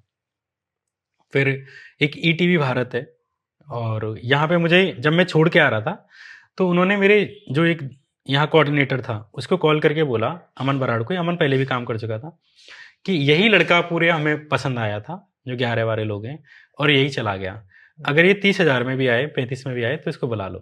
तो मैं नहीं गया। फिर मैंने एक 16,000 की कंपनी थी ईटीवी भारत, वहाँ पर रिपोर्टर एटा में एज ए रिपोर्टर मैंने ज्वाइन किया। तो वहाँ पे मुझे 16 और 18 के बीच तनख्वाह थी, जो कट पिट के उसमें पता नहीं क्या क्या काट देते थे, इंश्योरेंस, पीएफ वो साले 12 और 14 मिल पाते थे, उसमें भी छुट्टी काट देते थे। तो मतलब इतना ही आया। तो जब मैं वहाँ काम कर रहा था तो इन्होंने बोला कि हम किट देंगे, रिपोर्टर की एक किट होती है, उसमें कैमरा होगा या फ़ोन होगा, स्टिक होगी। मेरे पास कुछ था नहीं, मेरे पास बाइक भी नहीं थी। तो मैं क्या करता था कि जिसकी भी रिपोर्ट करने जाता था, जैसे एक स्कूल के खिलाफ बनाई तो उसी की मास्टरनी से फ़ोन लिया, उन्हीं की वीडियो बनाई और उन्हीं की वीडियो बना के लेके ईटी भारत को भेजी। तो उनके जैसे फ़ोन होते थे तो कर देता था। मेरे पास फ़ोन भी नहीं था, आईआईएमसी के दौरान मेरे पास फ़ोन नहीं रहा है। यही रीज़न है कि सबके फ़ोटोज हैं, मेरे पास आईआईएमसी के फ़ोटो नहीं है, क्योंकि मेरे पास फ़ोन नहीं था। मेरे पास फ़ोन था एक जो कीपैड वाला होता है, ये 2017 में मैं कीपैड का फ़ोन चला रहा हूँ, है ना, जो सैमसंग वाला होता है, कुछ एक था कीपैड वाला।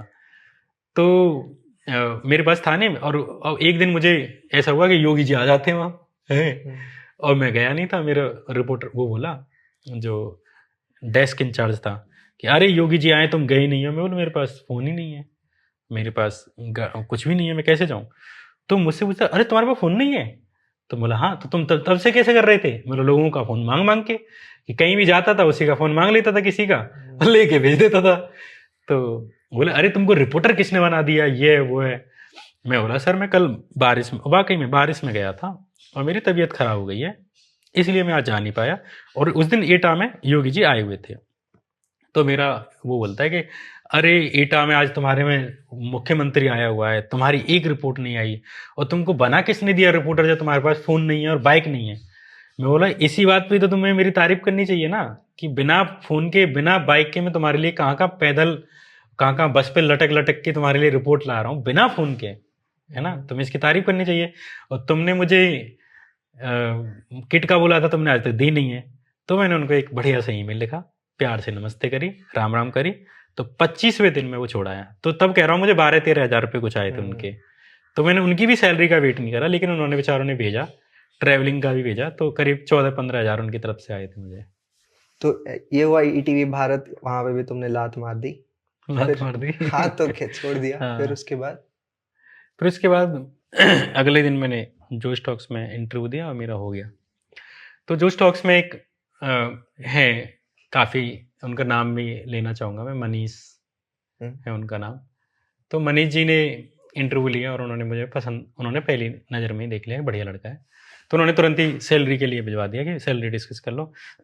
और इस तरह मैं जो स्टॉक्स में आ गया। यहाँ भी वही 25 दिन काम किया, यहाँ भी सैलरी लेके नहीं आया। तो तुम बने नहीं हो इसके लिए, जॉब करने के लिए। तो यहाँ ये था कि यार ये प्राइवेट कंपनी थी और इसमें टास्क दे देते थे, और मैं पहली बार कोई ऐसे किसी प्राइवेट कॉर्पोरेट कंपनी में काम कर रहा हूँ। वो तो मीडिया की भी नहीं थी, जो स्टॉक्स है ना, सेमी मीडिया है। तो वो क्या करते थे कि ऐसे मुझे रिसर्च का काम था कि स्पीकर तलाशो जिनकी स्टोरी करनी है, तो उनके नंबर, आपको 150 लोगों के नाम दौड़ने टाइप का, उनके 150 लोगों की कहानियाँ, उनके नंबर भी डालने, तो ऐसे टास्क दे देते थे। तो मैं कहता था कि भाई मैं जो है 8 घंटे काम करूंगा, 9 घंटे की अगर आपकी शिफ्ट है 9 घंटे करूंगा, और आपको अगर ये लगता है कि आपको मुझसे 11 घंटे काम लेना है, आप लीजिए। अगर आपको ये लगता है कि आपको और कोई हायर नहीं करना, मेरे से लेना है 11 घंटे लीजिए, बट उन 2 घंटे के लिए पे करिए। अगर मैं 8 घंटे मेरे से जितना काम होगा उतना करूंगा 9 घंटे में, मैं उस टाइम पे हरामपना नहीं करूंगा, मेहनत करूंगा। लेकिन ये नहीं हो सकता है कि आप मुझे टास्क के नाम पे आप मुझे 12-12 घंटे काम कराओ, ये तो गलत बात है। ऐसे तो मैं तुम्हें टास्क दे दूं और कह दूं कि इसको करके लाओ, तुम कर ही नहीं पाओगे, है ना। तो ये तो ऐसे हो गया कि समुद्र में आप एक अंटा फेंक दो या कोई पत्थर फेंक दो, कहोगे ढूंढ ला। अब कहने को तो पत्थर ही है, लेकिन समुद्र में ढूंढ रहे हो ना, तो मेरे लिए तो मुश्किल था वो टास्क पूरा करना। तो मैंने उनको बोला कि मतलब ये तो पॉसिबल नहीं है, मैंने पैसे का बोला। ठीक है। ये चीज़ें चल रही थी वहाँ पे, एक नेगेटिविटी, है ना। फिर एक दिन एक थे, उनका नाम नहीं लूँगा, प्राइवेसी का रेस्पेक्ट करते हैं। उन्होंने बोला कि ऐसे ही एक दिन मीटिंग हुई, तो मीटिंग उन्होंने बॉस वाला करा, कि हालांकि वो बॉस थे भी नहीं, बॉस कोई और था, वो सेमी बॉस थे। तो उन्होंने बोला कि अगर नहीं मन लग रहा है तो छोड़ दो। उसको लगा ये तो ऐसे ही दिल्ली में इसको रेंट वेंट भरना होगा, ये तो ऐसे ही होगा, इसको छोड़ने को बोल दूंगा तो डर जाएगा। डरना तो खैर बड़ी बात होगी, लेकिन ये चुप हो जाएगा विद इन मीटिंग में। मतलब थैंक यू। भला हुआ मेरी गगरी फूटी। मैंने तुरंत ईमेल लिखा और तुरंत दे दिया। अब मेरे जिसने मुझे मनीष जी ने हायर किया था, उन्होंने मुझे तुरंत ही कॉल किया, वो कहीं बाहर थे, तो बोले मैं श्याम आ रहा हूँ ऑफिस में, 3-4 दिन बाद आ जाऊँगा, तुम अभी मत छोड़ो नौकरी। मैं बोला मनीष जी हो गया, अब तो जाना है, छोड़ दिया। फिर तुम ललन टॉप में भी गए थे बीच में इंटर्नशिप के टाइम, जो आयुष था। हाँ, वहाँ पे कैसा रहा? बढ़िया था, अच्छा एक्सपीरियंस था। सौरभ जी के साथ काम करना हमेशा। सौरभ द्विवेदी, मैं तो ये कहूँगा कि मतलब अगर आप ईंट हो तो ईंट पकाने वाली भट्टी है। ललन टॉप काम के मामले में बहुत सारे सवाल जो बाकी के हैं लोगों के, जो जेन्युइन सवाल सोशल मीडिया पे पूछे जाते हैं, वो उन पे मेरी भी इत्तेफाकी ना इत्तेफाकी कुछ हैं। लेकिन ऐसा नहीं है कि मैं सौरभ द्विवेदी से बाकी लोगों की तरह नफरत करता हूँ, ऐसा नहीं है। रिस्पेक्ट करता मैं सौरभ द्विवेदी के साथ कुछ मामूली से, ये नहीं है कि बहुत बड़े वो हैं, कुछ मामूली से ऐतराज़ के साथ मैं उनका फ़ैन हूँ। तो हो सकता है कि शायद मैं एक समर्थक के नाते या एक उन्हें गुरु की तरह भी देखता हूँ कि मैंने उनकी वीडियोज़ देखी हैं। देखो मैं तो उन लोगों में से हूँ कि जिसने एक बार किसी को सम्मान दिया है, फिर वो मतलब कैसा भी हो, उनके बारे में लोग कुछ भी कहें, है ना। ये नहीं है कि उसके बारे में लोग ट्रोल कर रहे हैं तो मैं भी ट्रोल करने लग जाऊँ, है ना। तो मैंने वहाँ 2 महीने इंटर्नशिप करी थी। इंटर्नशिप में मुझे मैं ये कह सकता हूँ मेरे रहे होंगे कुछ चीज़ें, मेरे अंदर कमियाँ थी बहुत सारी, जिस वजह से उन्होंने नहीं लिया। और हालांकि मैं उससे पहले 3 नौकरी कर चुका था। मैं वहाँ इंटर्नशिप के लिए गया था क्योंकि मेरा एक था, मुझे ये देखना था कि मना कौन करता है मुझे ललन टॉप में, क्योंकि मेरा इंटरव्यू वगैरह का ईमेल जब मैं भेजता था मेरा रिप्लाई नहीं आता था, मेरे क्लासमेट्स का चला जाता था, है ना।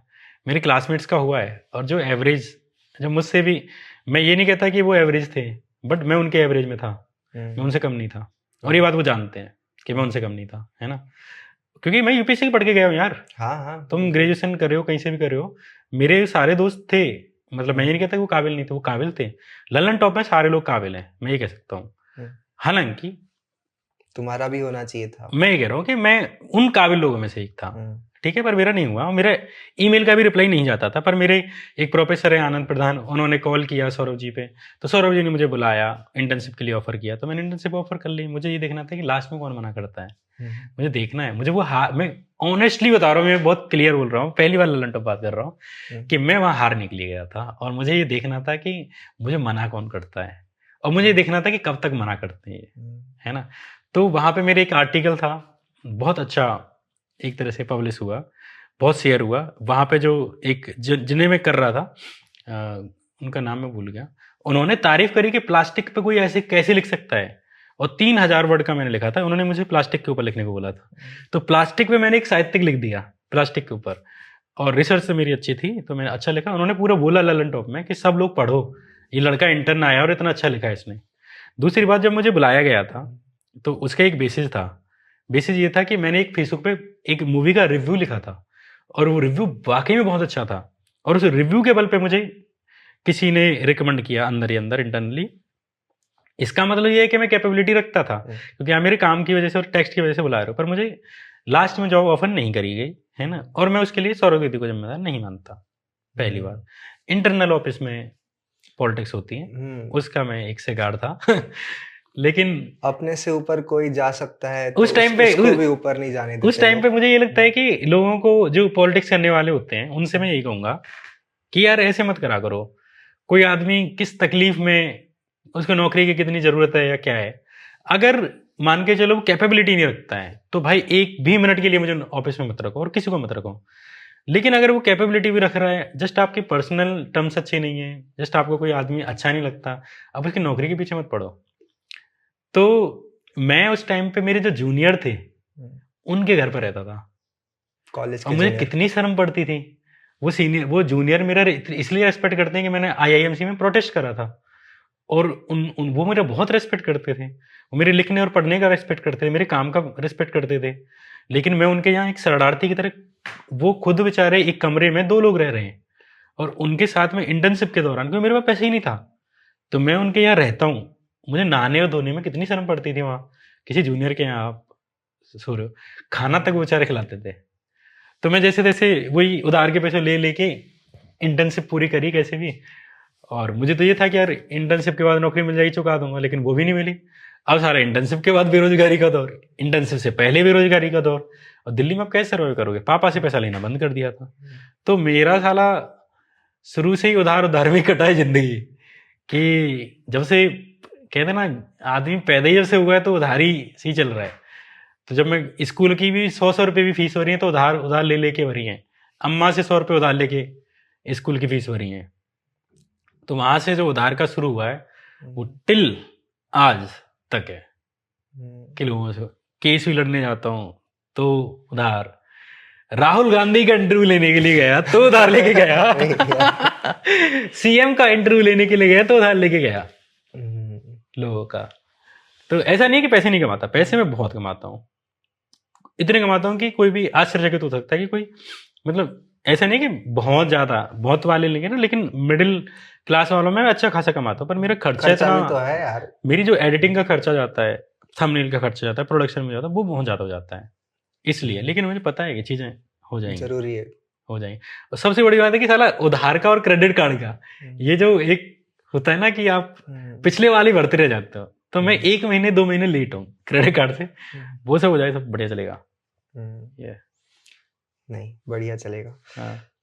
तो तुमने क्या किया उसके बाद, इंटर्नशिप के बाद कहाँ जॉब ढूंढी फिर? इंटर्नशिप के बाद एक पॉलिटिकल पीआर थी, उसके लिए भी गया। उसके लिए कुछ दिन के लिए गया था मैं छत्तीसगढ़। उसी दौरान एक पाटनी जी हैं आज तक में, मैंने उन्हें मैसेज किया कि सर नौकरी दे दो, बड़ी ज़रूरत है। और उन्होंने बेचारे दिल से नौकरी दी। और फिर आज तक में क्या हुआ था आज तक में नौकरी लगी थी। न्यूज़ नहीं, में उसके आता बाद है? शायद इकोनॉमिक टाइम्स में लगी है। अच्छा। इकोनॉमिक टाइम्स में मैंने करीब 6 महीने काम किया। तो इकोनॉमिक टाइम्स में जब मेरी नौकरी लगी, वो लगी करीब 16 फरवरी के पास, और 22 फरवरी को देश में लॉकडाउन लग गया, कोरोना वाला, याद है? 2020 तो मेरी जैसी नौकरी लगी है, मार्च में लगा, 22 मार्च को लगा जो भी हो, है ना? तो बस 6-7 दिन के अंदर ही लग गया था। नौकरी लगी है, मैं 2-4 दिन गया हूँ ऑफिस में, लॉकडाउन लग गया। लॉकडाउन के बाद छटनी शुरू हो गई, तो हमारे ऑफिस का काम उस पर हो जाता था ऑनलाइन। फिर उन्होंने छटनी शुरू कर दी। तो छटनी में तो जो सबसे कमजोर मुर्गा होता है सबसे पहले उसी को ही मसला जाता है। बाकी लोग तो भाई 2-2 साल काम कर चुके हैं, तो उनके सम्मान और अपना एक संबंध हो जाता है, तो संबंध को तो हटा नहीं सकते। तो इसमें सबसे पहले किसको मारा जा सकता है? तो मुर्गा तो मैं ही था वहाँ ऑफिस में, और 2-4 मुर्गे मारे होंगे उन्होंने मेरे जैसे। तो जैसी नौकरी लगी है, उसके 2-3 महीने बाद ही, 3-4 महीने बाद, करीब 4-5 महीने के बाद मुझे कॉल आती है एचआर की। तो मेरा कॉल एचआर की आई है, तो ये तो सौभाग्य प्राप्त हुआ वाला टाइम है। तो एचआर ने कहा कि श्याम, हम काफ़ी मुश्किल टाइम से गुजर रहे हैं, भले वो हज़ारों करोड़ की कंपनी है, लेकिन उन्होंने कहा कि हम मुश्किल टाइम से गुजर रहे हैं, और ये वो है, अभी कोरोना में ये सब चल रहा है, तो हम थोड़ा अभी आपके रोल को देख नहीं पा रहे हैं कि हम आपको कहाँ एडजस्ट करें। मैं बोला बहुत बढ़िया, थैंक यू, मैंने ऐसे ही बोला। तो एचआर जो थी, पहली बार बात कर रही थी, तो उसने बोला, वो आश्चर्यचकित थी कि कोई आदमी, उसकी नौकरी खा रही हूँ मैं कोविड के टाइम पे, और कोई इतना हंस के और इतने प्यार से कि थैंक यू मैम। मैंने उनको जो बोला, मैं बोला थैंक यू मैम, और वाकई में कोविड का जो टाइम है बड़ा ख़राब है, और आपने ये 4-5 महीने भी अगर हमें रखा है कम काम के बावजूद, ये भी बहुत बड़ी बात है। आपकी वजह से मेरा घर 6-7 महीने चला है, तो मैं आपका बहुत बहुत धन्यवाद करता हूँ, कंपनी का भी धन्यवाद करता हूँ, और शुभकामनाएं देता हूँ कि कंपनी दोबारा से अच्छे से चले। तो उसने कहा कि मैंने इतने लोगों के इंटरव्यू करे अभी, मतलब कॉल करके कई लोगों को बोला, या कम से कम, क्योंकि उसमें तो कंपनी में करीब 2-3 हज़ार लोग काम करते ही हैं, तो उन्होंने अच्छी खासी संख्या को कहा ही होगा ना। तो बोले, लेकिन मैंने ऐसा मुझसे किसी ने नहीं कहा। सब ये कह रहे थे कि हमें 2 महीने की सैलरी दोगे कि नहीं, 3 महीने की दोगे कि नहीं, हमें कहीं एडजस्ट कर लो, हमारी सैलरी कम कर दो। एक मैं था, बोला कि थैंक यू, जाने दो। तो वहां से भी नौकरी से एक तरह निकाल दिया। आज तक में गए फिर तुम? आज तक मैं गया, मैं मतलब पांडनी जी को मैंने मैसेज किया कि नौकरी दे दो, तो पांडनी जी बहुत अच्छे इंसान है, उन्होंने नौकरी दे दी। लेकिन जो क्या हुआ था वहाँ? उसके पीछे ये था कि मतलब आज तक जाने के पीछे कई रीजन थे। एक तो ये था कि मेरे दोस्तों में ये कहना था कि मैं इसलिए मीडिया के खिलाफ लिखता हूँ, क्योंकि गोदी मीडिया के खिलाफ, क्योंकि मुझे गोदी मीडिया में नौकरी नहीं मिली। एक तो ये, दूसरी ये चीज़ थी कि मैं गांव से आया था, तो मुझे भी कुछ टैग तो चाहिए थे ना। आप आईआईटी से पढ़े हो, तो आपके पास आईआईटी जिंदगी भर कहने के लिए है। अब मेरे पास कुछ था ही नहीं, क्या कहूँगा मैं कि मैं क्यों, मैं कौन हूँ? तो कौन हूँ मैं का जवाब देने के लिए एक तरह से आज तक गया। और ये वाकई में था कि लोग मुझे बोलते थे, ये लिटरली कमेंट है सोशल मीडिया पे दर्ज है, मैं ऐसे हवा में नहीं बोलना, कि तुम इसलिए गोदी मीडिया के खिलाफ बोलते हो, पत्रकारों के खिलाफ बोलते हो, क्योंकि तुमको नौकरी नहीं मिली है। हम बोले हम नौकरी करेंगे, हम लंका में रह के लंका के खिलाफ बोलेंगे। तो हमने नौकरी करी, हमने पहले 2 महीने तो शांति से बिताए सम्मानपूर्ण तरीके से, फिर हमने अपने घर निकाल लिए, और हमने ये हमारा ट्विटर पर चलता रहा है। अब बीच में ऑफिस के बोलते थे इनडायरेक्टली, थोड़ा श्याम बच के, ये हुआ है, सोशल मीडिया की गाइडलाइंस हैं, ये हुआ है। हम तो बोले ये तो अंगद है, तुम हनुमान जी हैं, पूछ में आग लगा के आए। तो ऐसा नहीं कि हम कभी गाली देते थे किसी को, मैं किसी को गाली नहीं देता, सम्मान तरीके से एक व्यक्तिगत दायरे में रह के, कानूनी दायरे में रह के जो आलोचना हो सकती है वो मैं करता था। तो सबके लिए ये बड़ी आश्चर्य की बात थी कि कोई आदमी आज तक में रह के मोदी के इतने एंटी बोल रहा है, और इसकी नौकरी कैसे बची हुई है।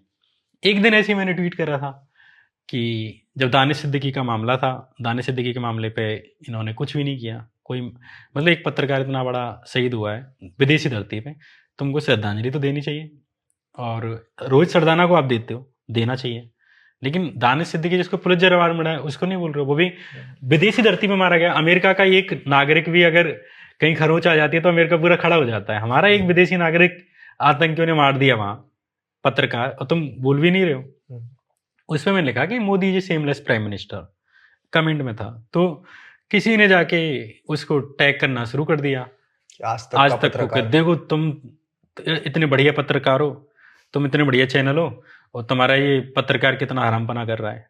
अब इधर कांग्रेस वाले डालें कि देखो तुम तो दल्ले हो तुम्हारा पत्रकार कितना अच्छा है। अब ये दोनों ही आज तक को टारगेट कर रहे, टैग करके कर रहे हैं।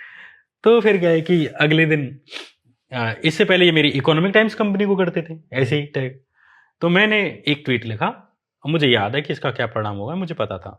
मैंने ट्वीट लिखा कि जब भी मैं कोई ट्वीट करता हूँ तो कुछ लोग मेरी कंपनी को टैग करने लग जाते हैं, जैसे मैं कंपनी की कोई असेट हूँ या गुलाम हूँ।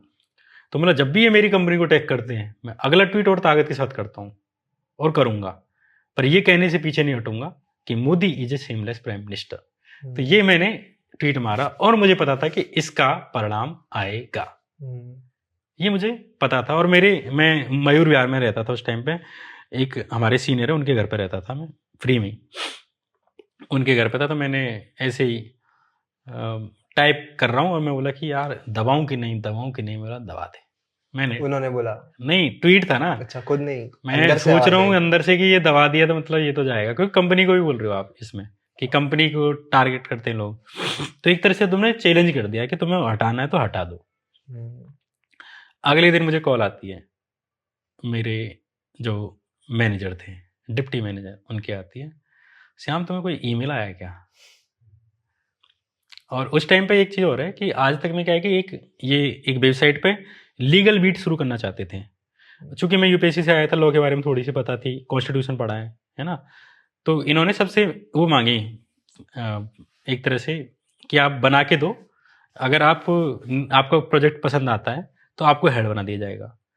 तो लीगल वाला जो था ना मेरा, इनको पसंद आया था कि हम कैसे कर सकते हैं लीगल वाली पे, तो मुझे बीट हेड बना रहे थे। जैसे एंटरटेनमेंट हेड होता है, क्रिकेट का हेड होता है, खेल का, तो ऐसे ही मुझे लॉ का बना रहे थे। और ये बड़ी बात थी कि एक आदमी जो सब एडिटर की पोस्ट पे, मतलब सबसे निचली पोस्ट पे है, और उसको आप एक सेक्शन हेड करने को दो, है ना, आपके पास जिम्मेदारी, तो बड़ी बात थी। ये मुझे मिलने वाली थी, तो मुझे लगा था कि उनकी कॉल इसलिए आई है कि शायद क्योंकि मेरा मैनेजर ने अप्रूव कर दिया था। इंडिया टुडे जो पूरा ग्रुप है, ग्रुप के भी हेड हैं, उन्होंने एक तरह से रजामंदी दे दी थी। एचआर के पास गया हुआ था कि एचआर के पास तो काम ही बस ठप्पा लगाना होता है, तो ठप्पा लगाने का काम था। तो मुझे लगा शायद उसकी है। तो मुझे बोले तुम्हें कोई ईमेल आया क्या? मैं बोला अभी तो नहीं आया। बोला अच्छा अभी आएगा। तो मैं बोला सर उसका क्या हुआ, एचआर ने अप्रूवल दे दिया? बोला नहीं मैं बताता हूँ, मैं एचआर से तो बात चल ही रही है, अभी बताता हूँ। मुझे क्या पता था कि ये वाला ईमेल है, हो चुका है। तो फिर थोड़ी बार ईमेल आया और उसमें पढ़ रहा हूँ मैं समझा कि थोड़ी वार्निंग दी होगी, ये क्या होगा, सैलरी काट लेंगे। मतलब काट लेना। नीचे देखता हूँ टर्मिनेट, अरे ये तो तगड़ा है। फिर नीचे देख रहा हूँ मैं, उन्होंने ट्वीट भी डाले हुए हैं कि ये मोदी वाले हैं। मतलब वाह बहुत बढ़िया, कम से कम मैं किसी को कह तो पाऊंगा कि तुमने मुझे इसकी वजह से निकाला है। तो फिर मैंने एक तरह से हो गया, ये था। ठीक है। तो ये रहा तुम्हारा वहाँ पे एक्सपीरियंस। तुमने कब डिसाइड किया खुद का चैनल करना है और वीडियोस बनानी है? ये मैं जब आज तक छोड़ा उसके बाद मैंने सोच लिया था कि मुझे छोड़ देना है मीडिया। और मेरे कुछ दोस्त थे सिनेमा में, कुछ कार्टून लिखते थे, कुछ वेब सीरीज, तो मैंने सोच लिया कि स्क्रिप्ट राइटिंग करूँगा सिनेमा की। और मैंने उनको कुछ शॉर्ट फिल्में लिख के भेजी, पहले से जो कुछ लिख रखा था वो भेजा। उन्होंने मुझे प्रोजेक्ट देना शुरू कर दिया कि तुम इसमें असिस्ट कर दो, फ्रीलांसिंग टाइप से। हाँ, और अच्छा खासा। तो उनसे मेरी एक तरह से जुगाड़ हो गई। उन्होंने मुझे दिल्ली भी मुंबई बुलाना चाहा, जो मेरे दोस्त थे स्क्रिप्ट राइटर। तो लेकिन फिर मुझ पर अचानक से यूएपी लग गया। हाँ, उसके वो भी त्रिपुरा सरकार, इसका तो क्या बताऊँ, यूपीए के लिए सर्च कर लेना भाई, जब देखना है। क्या हुआ था? यूएपी लगा हुआ है। हाँ बता दूंगा। तो यूएपी एक तरह से आतंकवादियों के लिए लगाया जाता है, तो सरकार समझती है कि मैं आतंकवादी हूँ। मैंने एक ट्वीट किया था, त्रिपुरा में एक वायलेंस चल रहा था, एंटी मुस्लिम वायलेंस, निर्दोष लोगों के घर जलाए जा रहे थे, तो उसी टाइम पे मैंने डाला कि त्रिपुरा इज बर्निंग, अखबार की हेडलाइन है एक तरह से। तो इसी बात पे सरकार ने मुझ पे यूएपी लगा दिया, जो और मेरे साथ करीब 102 लोगों पे और लगाया। तो चूंकि मैं फेमस था तो केस एक तरह से मेरे इर्द गिर्द चला गया। क्या होता है लॉन्ग फॉर्म यूएपीए का? अरे अनलॉफुल वो होता है ना कुछ एक्टिविटी, कुछ अनलॉफुल एक्टिविटी प्रिवेंशन एक्ट, अच्छा यूएपीए। तो हमें तो भाई इसकी फुल फॉर्म भी नहीं पता, क्या क्या लाभ देते हैं हम पे। तो यही था। फिर जब ये इसने मुझे पूरी तरह पॉलिटिकली कर दिया कि तुम बेटे तुमको हम नहीं जाने देंगे, तो इन्होंने यूएपी लगा दिया, खींच लिया तुम्हें। फिर मैं बोला कि अब तो मैं करूँगा, अब तो मैं करूँगा। तो फिर मैंने ये डिसाइड किया कि यूट्यूब नहीं, फिर मैंने न्यूज क्लिक में नौकरी करी। अच्छा। और न्यूज क्लिक में नौकरी के दौरान ही मैंने डिसाइड किया कि खुद का करना है, अब तो अपन को करना है। तो पहली वीडियो किस पे बनाई फिर? सबसे पहली शायद ज्ञानवापी मस्जिद पे थी। तुम आयुष ने और तुमने साथ साथ ही करा आयुष था, ने मुझसे शायद 2-4 महीने पहले कर रखा था।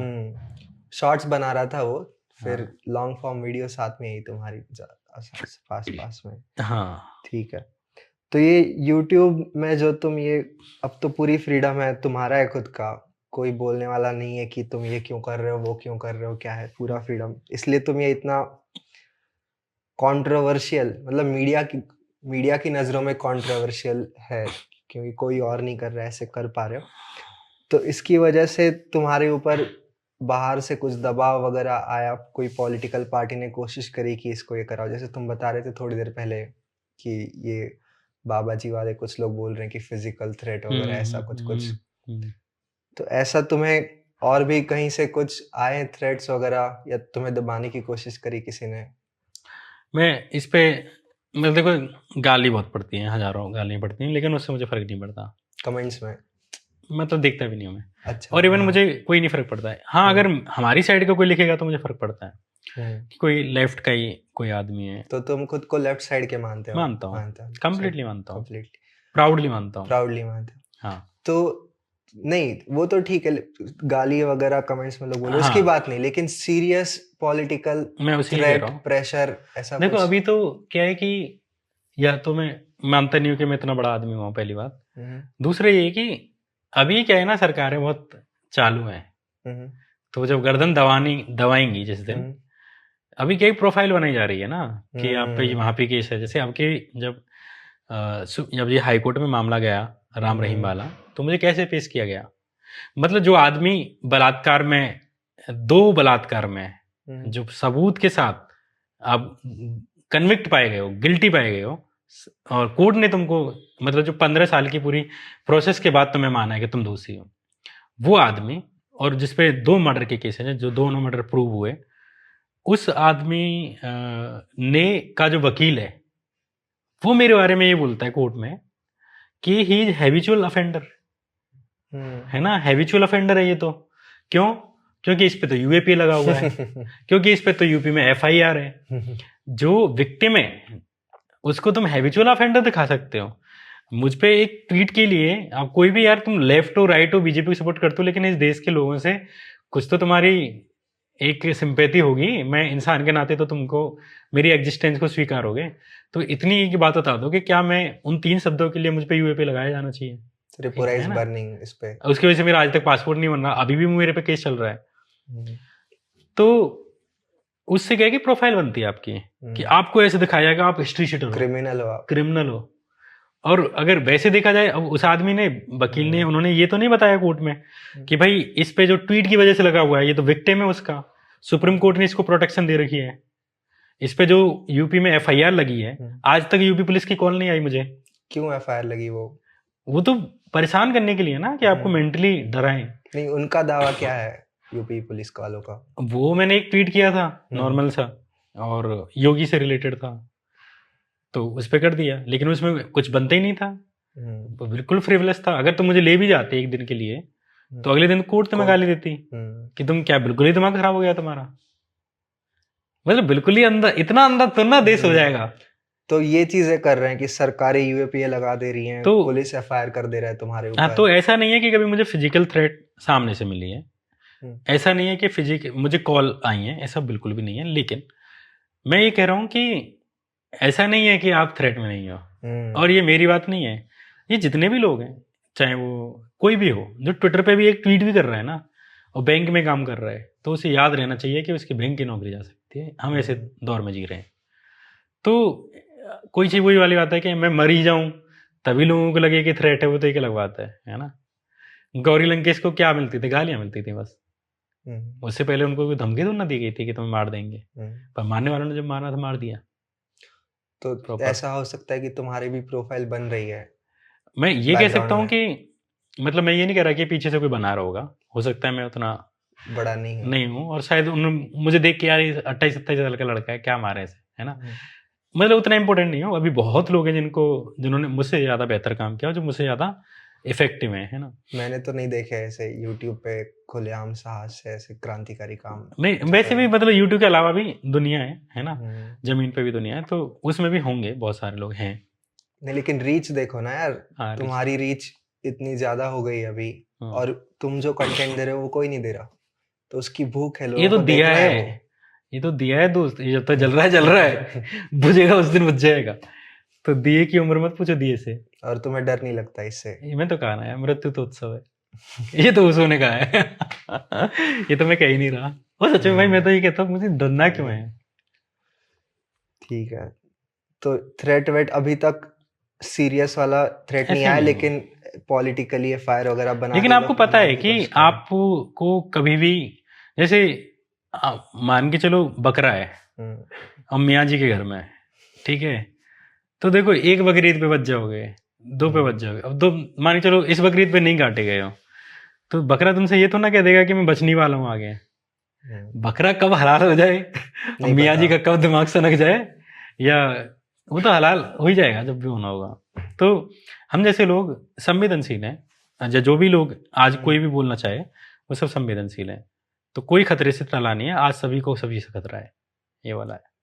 ठीक है, ये जो तुम्हारी रीच वगैरह बड़ी यूट्यूब से, इससे तुम्हें लोगों को मिलने को अपॉर्चुनिटीज खुल गई, लॉयर्स वगैरह, एक वजन आता है ना जब बताओ कि भाई मेरे 5 लाख 6 लाख सब्सक्राइबर्स हैं, तो एक वजन आता है सामने वाले को बताने के लिए, हेल्प करने के लिए तैयार हो जाते हैं। जैसे राहुल गांधी जी से मिलने का मौका मिला तुम्हें, तो जब तुम इन पर्सन मिले उनसे, राहुल जी से मान लो, तो कैसे आदमी लगे वो? जैसे एक तो छवि होती है कैमरा के ऊपर, जैसे तुम्हारी भी एक छवि है, आयुष यादव की एक छवि है, मोदी जी की एक छवि है कैमरा पे, लेकिन इन पर्सन जो तुमने बातें करी उनसे, मतलब एक तो ये कि ये तो टिप्पणी ही एक अनावश्यक तरह की होगी, है ना, क्योंकि आपका कितना ही एक्सपीरियंस है और किसी आदमी को जज करने के लिए।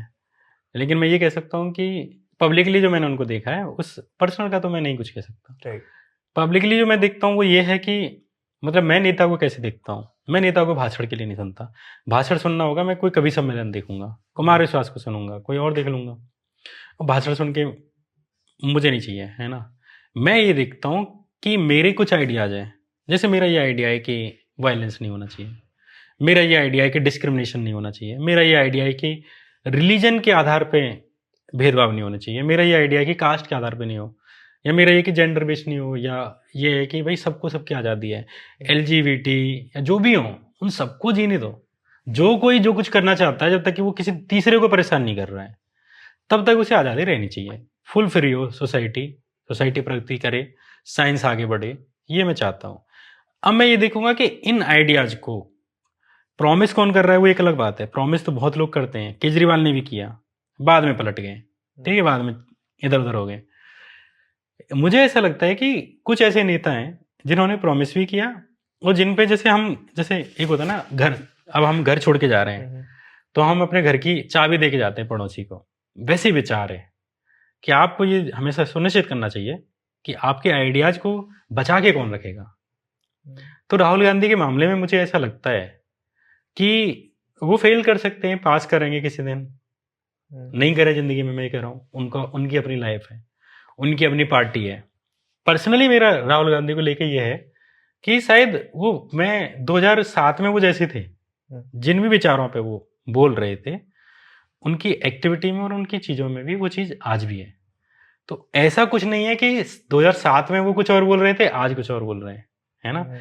कुछ मुद्दों को छोड़ के कुछ मुद्दों पे उनकी समझ बढ़ी ही है। जैसे कास्ट सेंसस था, उनके टाइम पे कास्ट सेंसस बड़ी धीमी गति से चल रहा था, लेकिन आज वो तेजी से कह रहे हैं। तो मैं ये कह रहा हूँ कि चाहे भले लेट आए, लेकिन वो आदमी का जो विचार है वो हर दिन मतलब काफ़ी अच्छा हो रहा है ना। मुझे इससे मतलब नहीं है कि कोई, जैसे मैं खुद ही आपको दिख रहा है क्योंकि मैं बहुत विद्वान तरीके से बात कर रहा हूँ, ऐसा तो है नहीं, तो तला के ही बात कर रहा हूँ, एक तरह से इटक इटक के बात कर रहा हूँ, पर क्या मेरे विचार इस बात से अपवित्र हो जाते हैं? ऐसा नहीं है। अगर किसी को इंग्लिश बहुत अच्छी आती है, उसको हिंदी नहीं आती है, या हिंदी किसी को आती है इंग्लिश नहीं आती है, राहुल गांधी के साथ मुझे ऐसा लगता है कि वो इंग्लिश में बहुत कंफर्टेबल है, लेकिन हिंदी बोलते समय वो सामान्य है, हम जैसे ही हैं। किसी को भाषण से नहीं जज करना चाहिए। अगर देखना है तो बस ये देखो कि आपके जो आइडियाज हैं उनकी वो उनको बचा के रखेगा कि नहीं, या बदल जाएगा। तो मैं ये कह सकता हूँ कि 2007 में जो राहुल गांधी था वो 2027 में भी रहेगा। वो हारे जीते से उनके विचार नहीं बदलने वाले। ठीक है, अभी अपना चैनल छोड़ के क्या क्या कर रहे हो तुम? कुछ पोजीशंस मिली है तुम्हें, सुनाई दिया हमें कहीं कहीं? ये अरे ये तो चलती रहती है, चलती रहती है। तो चैनल के अलावा भी किसी कुछ को कुछ मतलब काम कर रहे हो? भाई काम करना पड़ेगा, खाना खाना है। तो और चैनल्स पे जैसे किसी को सलाह दे देना, इस तरह एडवाइजर टाइप, एडवाइजर। ये सब कर रहे हो? हाँ यार, तुम मैं अपने चैनल पे टाइम ही नहीं मिलता मुझे, कम टाइम मुश्किल है, मिलता? बहुत कम है। ठीक है।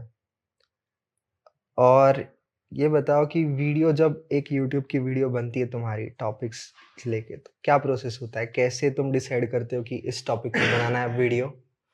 जब डिसाइड होता है कि इस टॉपिक पे बनाना है तो रिसर्च कैसे करते हो, स्क्रिप्ट कैसे मेरा ये लिखते रहता है हो? कि किसी भी टॉपिक पे अगर मैं बना रहा हूँ तो क्या उसके लिए, देखो मैं तो खुद रिसर्च नहीं कर सकता जाके कि मैं 2-3 साल किसी टॉपिक पे दूँ, है ना। और वो जो कंटेंट मैं बनाता हूँ उसके लिए 2-3 साल की चाहिए, मतलब किसी ने 2-3 साल मेहनत करी होगी तब जाके वो चीज़ निकलेगी। अब मेरे पास संसाधन है, वही है ना, मैं या तो कैमरा ही संभाल लूँ, या मैं एडिटिंग कर लूँ, या मैं एंकरिंग कर लूँ, या मैं रिसर्च कर लूँ, या फिर मैं ग्राउंड कर लूँ, एक ही चीज़ कर पाऊंगा।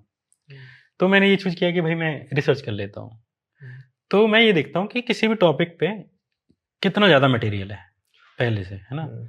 अगर चार्जशीट है, जैसे अमित शाह वाला मामला है ना, तो वो तो किसी किताब में था नहीं मोस्टली, तो वो तो मैंने चार्जशीट से निकाला, पूरी चार्जशीट वाला खुद बताया। पढ़ी तुमने सारी चार्जशीट गुजरात राइट्स में कुछ चीज़ें किताबों की थी, लेकिन ज़्यादातर मैंने रिपोर्ट से निकाली थी। माइनॉरिटी की रिपोर्ट थी, ह्यूमन राइट्स की रिपोर्ट थी, ह्यूमन राइट वॉच की रिपोर्ट थी, है ना। और वो जो कमीशंस थे, एसआईटी वगैरह जो एसआईटी की रिपोर्ट्स थी। लोग कहते हैं मुझे कि मैं एक दूसरे किताब पे, ऐसा नहीं है, हमेशा ऐसा नहीं होता। ज़्यादातर मेरी जो वीडियोज हैं वो चार्जशीट, कमीशंस की रिपोर्ट, जजमेंट्स, इनसे ली गई हैं। तो तुम ये सब इकट्ठा करते हो? तो मैं ये देख लेता हूँ हो? कि किसी चीज़ पे अगर मैं कोई बात कहना, मतलब मैं तब तक कोई बात नहीं कहूँगा जब तक मेरे कहने से किसी व्यक्ति के जीवन में एक कदम वो आगे नहीं जाए। अगर वो एक कदम आगे नहीं जा रहा है तो मैं समझता हूँ मेरी वीडियो किसी काम की नहीं है, फिर ऐसी वीडियो में क्यों डालूं, मैं वो वीडियो वेस्ट नहीं करता। नहीं तो टॉपिक कैसे डिसाइड करते हो? ये देखते हो कि मीडिया किस चीज़ को कवर नहीं कर रहा, या फिर ये देखते हो कि तुम्हें कुछ पता चल गया और तुम चाहते हो कि अरे और लोगों को पता होना चाहिए, किसी को नहीं पता ये बात? कैसे डिसाइड करते हो कि इस मुझे लगता है चीज़ पे कि बनानी है? मैं जड़ ढूंढता हूँ, है ना। जैसे जैसे मान के चलो रामदेव है, रामदेव पे मेरी नई वीडियो बन रही है ना, तो लोग एक हद तक सपोर्ट करते ही हैं, मैंने भी उनको सपोर्ट किया है, मैं तो प्रशंसक रहा हूँ उनका, है ना। अगर आप ये बता दो, जैसे रामदेव वाले ये राम रहीम पे जाते हैं, है ना, तो राम रहीम के मामले में लोगों को शक है कि यार पता नहीं किया भी होगा कि नहीं किया होगा, ऐसे ही तो नहीं कोई फंसा दिया। ज्यादातर सबको फंसाने का ही आता है कि अरे बड़ा बाबा है तो फंसा दिया होगा टाइप का। एक तो ये, दूसरे ये कि चलो किसी को ये भी पता है कि हाँ भाई इस तरह का हुआ होगा, है ना, लोगों को। फिर एक ये कि मैं जो पूरा इन्होंने माना नहीं का जो मुझ पे भेजा, आपको ये लग रहा है कि रेप और मर्डर की वजह से, नहीं, मैंने उनकी बनने की जो कहानी है ना, इसको लेके किताब में एक जिक्र है, इसको लेके इंडिया टुडे, पायनियर पे, पुरानी मैगजीन्स में कुछ कुछ चीजें हैं, मैंने बनने की कहानी बताई, समझ रहे हो। तो जब आप ये बताते हो, आपने सिंहासन के बाद की चीजें देखी हैं, सिंहासन से पहले की चीजें अगर आप दिखा दोगे तो आप लोगों को यह है कि सही सूचना दे पाओगे, जो उनका अधिकार है कि राइट टू नो।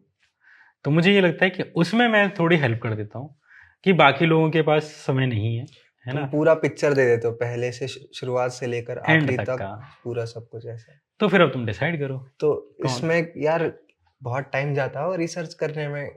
एक वीडियो कितने कितने दिनों में बनती है तुम्हारी, अगर रिसर्च वगैरह सब? डिपेंड करता है, मतलब कई बार ऐसा होता है हमें टॉपिक को छोड़ना भी पड़ता है बीच में, है ना। अच्छा, छोड़ तो बना रहे हो लेकिन छोड़ना पड़ता छोड़ है, देते हो बीच छोड़ में। देते हैं, हाँ। तो कई बार वीडियो 7 दिन में बन जाती है, कई बार 2-2 हफ्ते लग जाते हैं आराम से। तो रिसर्च करते हो पहले, स्क्रिप्ट बनाते हो, शूट करते हो, फिर एडिटिंग। तो अपने स्टूडियो में जाके, हाँ और फिर एडिटिंग किसी को दे रखी है, एडिटिंग पे, एडिटिंग क्योंकि कर एडिटिंग देते में हो। भी उतना ही टाइम लगता है। एडिटिंग हाँ में 10-10 12-12 दिन लगते हैं। लोगों को ये लगता होगा कि हाँ, ऐसी एडिट हो गई है, लेकिन नहीं नहीं, 10-10 पता है, 12 दिन एडिटर में, वालों हाँ। को पता है कि कैसे हाँ, बहुत मेहनत लगती है एडिटिंग में। हाँ। ठीक है, तो ऐसा बनता है तुम्हारा यूट्यूब का वीडियो। तो अभी तक कितने वीडियो को डिलीट करवाया यूट्यूब ने तुम्हारे, कितने डले हैं टोटल? नहीं, मेरी वीडियोज पे कभी भी आज तक कॉपीराइट आज नहीं तक आया है ना। कॉपीराइट नहीं, मतलब ऐसे ही कुछ बता रहा केस हूँ मैं, वेस? कोई कम्युनिटी गाइडलाइंस होती है कि मैं वो लाइन्स, कभी कोई चीज़ नहीं आती। लेकिन अभी पिछले 1 महीने से और 1.5 महीने से मैं देख रहा हूँ कि लगातार टारगेट किया जा चैनल रहा हो है। रहा है। ऐसे हो रहा है कि पहले एक ऑर्गेनाइजेशन है, मैंने वीडियो बनाई से रिलेटेड, उसमें एक मां नानी का केस आया हुआ है 1 करोड़ का। हालांकि मैंने अभी उसे पब्लिक नहीं किया, मैं चाहता भी नहीं हूँ तो उसमें। ये इसमें करे कि नहीं करे, हटा दें? कोई बात नहीं, जाने दो। ठीक है। तो एक एक है, एक वीडियो से रिलेटेड, इसको मैं वैसे बता देता हूँ, नाम मत लेते हैं, है ना, मैंने एक जगह नाम भी ले लिया है। तो एक वीडियो है उसके रिगार्डिंग 1 करोड़ का लगा हुआ है, जो एक टेररिज्म से रिलेटेड ही थी। मैं अभी उसको सार्वजनिक नहीं किया क्योंकि सामने वाला भी आगे नहीं बढ़ा है, उन्होंने बस एक लीगल नोटिस भेजा है। एक रामदेव पे वीडियो बनाई थी, वो उन्होंने कोई पुराना कोर्ट ऑर्डर होगा जो उसको यूट्यूब को दिखा के उन्होंने सीधे वीडियो डिलीट करा दी वहाँ से। तो वीडियो डिलीट नहीं हुई है, वो इंडिया के लोग नहीं देख सकते हैं, बाहर के लोग देख सकते हैं। हाँ यार, लेकिन यही तो बात, मतलब वही है तो कि पर्पस डिलीट क्या है, रहा हाँ। फिर? वो कौन तो वो देखेगा उन्होंने उसको? करवाई, वो डायरेक्ट तुम्हें बीच में लिए बिना डायरेक्ट अरे यूट्यूब वो को। तो यूट्यूब पे करके कर दिया उन्होंने, और पुराना कोई जजमेंट दिखा दिया ऐसी बेवकूफ़ बना के। अब उसको देखूंगा मैं क्या करता हूँ, है ना। पर मेरा ये था कि चलो इसमें कोई बात नहीं है यार फिर लेकिन लोगों को ऐसा लग रहा है ना कि इतने सारे मीडिया हाउस है जो कंट्रोल हो रखे हैं अभी ऑलरेडी गवर्नमेंट से कम यूट्यूब, ट्विटर, ये तो बचे हैं जहाँ से कुछ डिलीट नहीं हो सकता।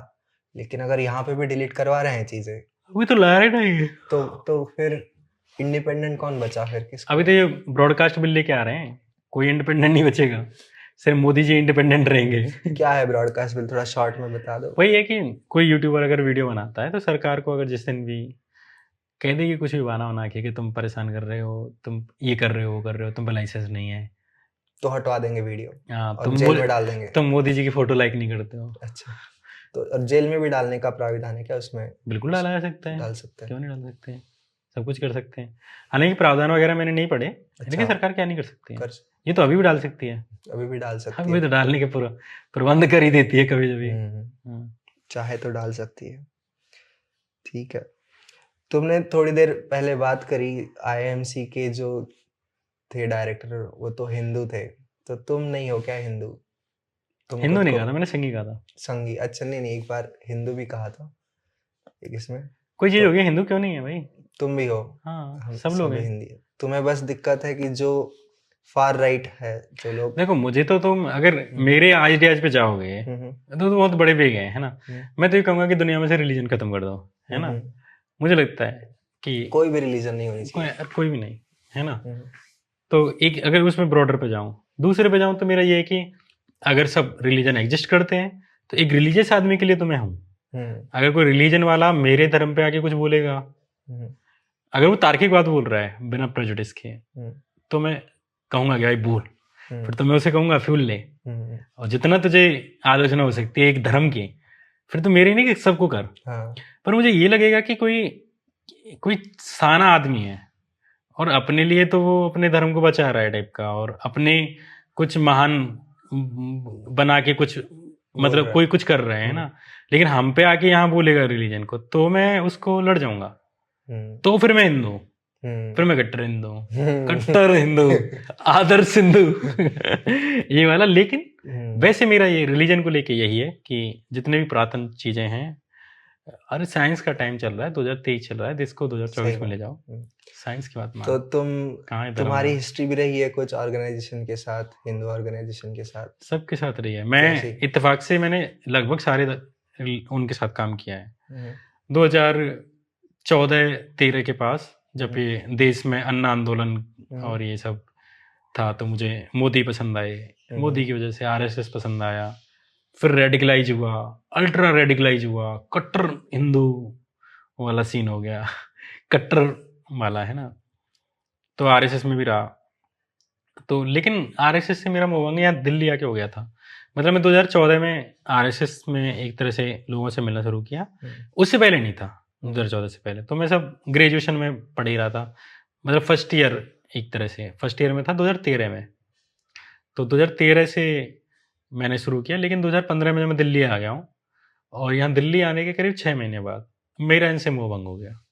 मतलब भंग तो एक दिन में तो नहीं होता, लेकिन धीरे धीरे 2015 से 2017 का जो टाइम पीरियड है, 2015 में मुझे पता चल गया कि ये बेवकूफ़ बना रहे हैं। लेकिन मेरे सारे दोस्त ही उधर के थे, आरएसएस के, बजरंग दल के, या ये बीजेपी के लोग, है ना।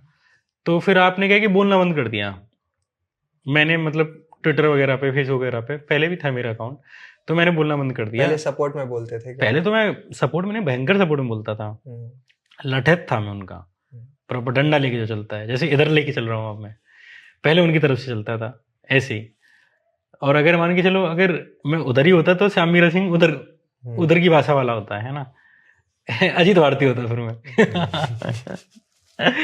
लेकिन इसमें यही चीज़ है कि 2015 से 17 वाला मेरा ट्रांजिशन का है। मुझे ये लगता था बोलना चाहिए, बोलना चाहिए, बोलना चाहिए, पर फलाने भाई साहब बुरा मान जाएंगे, फलाना आदमी मान जाएगा, फलाना नुकसान हो जाएगा, है ना। कि अगर ये बोलूँगा तो मेरा घर का कोई काम होगा तो वो नहीं होगा, है ना। कल को कोई एफआईआर कर दे, घर पर लड़ाइयाँ तो होती रहती हैं गाँव घर में, तो किससे कहूँगा मैं कि भाई कॉल कर दो पुलिस को, तो ऐसा डर लगा रहता था। लेकिन 2017 से फिर मैंने आईएमसी के बाद, आईआईएमसी में आने के बाद, जब मुझे ये जो हॉस्टल नहीं दिया है, एक्टिविस्ट हॉस्टल नहीं दिया था, वहां से जो मेरा ट्रांजिशन, डायरेक्टर साहब को थैंक यू बोल देना, फिर चन्नी साहब को थैंक यू बोल देना तुम्हारी करियर ट्रैजेक्टरी सेट कर दी उन्होंने। हाँ। ठीक है, पर अच्छा नहीं है वैसे, कोई मैं ऐसे खुश नहीं हूँ इस चीज से मुझे लगता है कि मैं अबोध होता, अनअवेयर होता और अनएजुकेटेड होता तो ज्यादा सहूलियत में होता, ज्यादा खुश रहते हैं। अभी स्टॉर्म चलते रहता है दिमाग में। नहीं, पढ़ा होना इस समाज में बेवकूफ़ी है। एक समाज में जो बौद्धिक रूप से सोया हुआ हो, वहाँ पे बौद्धिक रूप से जागना खतरा तो यही है, मूर्खता भी है। अशांत कर देता है, अशांत कर देता है, आपको परेशान कर देता है। तो मतलब अभी मतलब मुझे लगता है कि ये एजुकेशन की सजा है कि हम पे यूएपी है, हम पे पुलिस के केस हैं, हम पे राम रहीम को कर रहे हैं। अनपढ़ रहते, कुछ नहीं करते, अपना जिंदगी जीते रहते, कुछ छोटा सा जॉब अनअवेयर रहते हैं। पढ़े लिखे लोग भी तो अनअवेयर ही है ना, तो अनअवेयर रहते, नहीं सेंसिटाइज होते। नहीं, मुझे लगता है कि मैं तो ये कहता हूँ कि भाई ये जो तुमने दिमाग दे दिया भगवान ने, ये तो भगवान ने बहुत गलत किया इंसानों के साथ। सही कह रहा हूँ मैं, दिमाग नहीं देना चाहिए था यार। दिमाग जब से आया, आदमी की टेंशन ही खत्म नहीं हो रही, दिमाग नहीं देना चाहिए था भगवान को। चिंता हो गई सब चीजों की। हाँ यार, देखो पूरा काम हमारे पे ही छोड़ दिया, इंसानों पे ही छोड़ दिया कि इंसान ही अब मोबाइल बनाएंगे, इंसान ही घर बनाएंगे। पशुओं को कोई जरूरत नहीं है, वो आराम से जी रहा है ना यार, किसको दिक्कत हो रही है? तुम्हें लगता है कि किसी भैंस को, शेर को या किसी को दिक्कत? कोई किसी को दिक्कत नहीं है यार, ऐसे इंसान भी जीते अपना आराम से यही BMW और आईफोन के चक्कर में पड़ गए बस इंसान ही ऐसा है जो पास्ट और फ्यूचर इनकी टेंशन अभी प्रेजेंट में ले लेता है, ज्यादा सोच के कारण।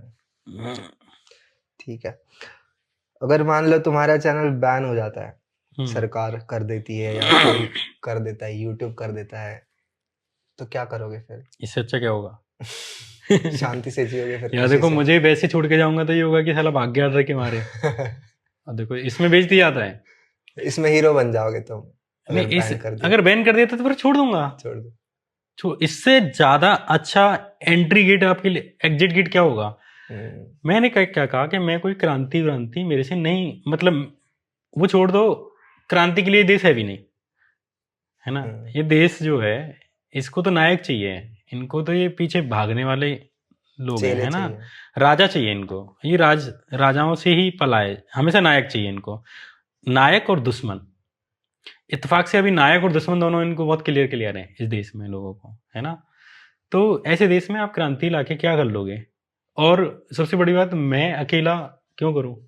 क्या मतलब है कि मैं किसी, मेरा जो नीचे का पड़ोसी होगा या कोई और होगा, मुझे पता है ना वो लोग कितने निर्दयी होते हैं। देखो इस देश में लोग इमोशनल भी हैं और हरामी भी हैं। एक ही आदमी बहुत इमोशनल है, तुम उसको प्यार से काट लोगे, और वही आदमी इतना साना और इतना मक्कार निकलेगा, आप हद नहीं कर सकते हो। हर लोग, तो मैं ये कहता हूँ कि इंसान इतना कॉम्प्लिकेटेड है, उसमें जाके समाज सेवा का ये झंडा लेके तुम चल रहे हो। पहली बात तो दुनिया तो अगले 50 साल बाद भी चल रही होगी, 50,000 साल तक चलती रहेगी, जब तक कि मान के चलो कुछ खराब ना हो जाए, है ना। तो वहां पे तुम एक एक पीढ़ी को सुधारे, तुम क्या कर लोगे?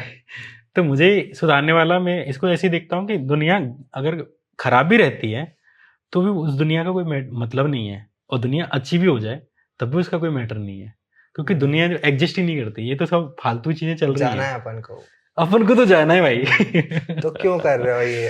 तुम अकेले क्यों करो? भाई खाऊंगा भी तो कुछ। हम्म। कि कितनी बार मैं आपसे कहूँ कि मैं क्रांति के लिए नहीं कर रहा, पर यह है कि मैं काम अपना ईमानदारी से करूंगा। मैं कोई भी काम करता ईमानदारी से करता। फिर भी मैं ये कह रहा हूँ, ईमानदारी बिल्कुल अननेसेसरी चीज है। मैं ईमानदारी करूंगा, ठीक है, क्योंकि मुझे इससे मजा आता है। आपको जिसमें मजा आता हो ना, आप वो करो। ओशो से ज्यादा इन्फ्लुएंस हो गए हो। नहीं, ओशो की एक अलग बात है। मैं तो ये कह रहा हूँ, ईमानदारी करके भी तुम देखो कोई हिसाब लेने वाला नहीं है। ये सब बेवकूफी है कि तुम ईमानदारी या करप्शन कर लोगे, कोई नहीं भाई। मोदी से ज्यादा किसने गलत किया है हजारों लोगों के साथ? कितने लोगों को न्याय मिलना चाहिए था, न्याय नहीं मिला। गुजरात में है 3,000 लोग मारे गए, तुमने नहीं मरवाए, हम नहीं कह रहे तुमने मरवाए। तुम न्याय तो दे सकते थे, तुम न्याय दिया? आज भी तुम खड़े हो ना लाशों के ढेर पे, तुम्हारा ताज खून के नीचे है, ठीक है। तो मैं ये कह रहा हूँ कि उनका तो कोई हिसाब नहीं हो रहा ना। वो तो जा रहे हैं ना लक्षद्वीप में जाके आराम से फोटो खिंचवा रहे हैं।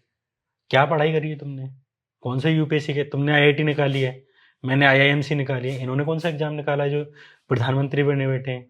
कैबिनेट सेक्रेटरी तुम्हारे नीचे है, मिनिस्टर्स तुम्हारे नीचे हैं, आईएएस तुम्हारे नीचे हैं, आईआईटी के कॉलेज तुम्हारे नीचे हैं, और तुम केवल दंगे करा के, दंगों में तुमने भड़काऊ भाषण दे के, लोगों को मरवा के तुम प्रधानमंत्री बने बैठे हो। कौन सा हिसाब हो रहा है?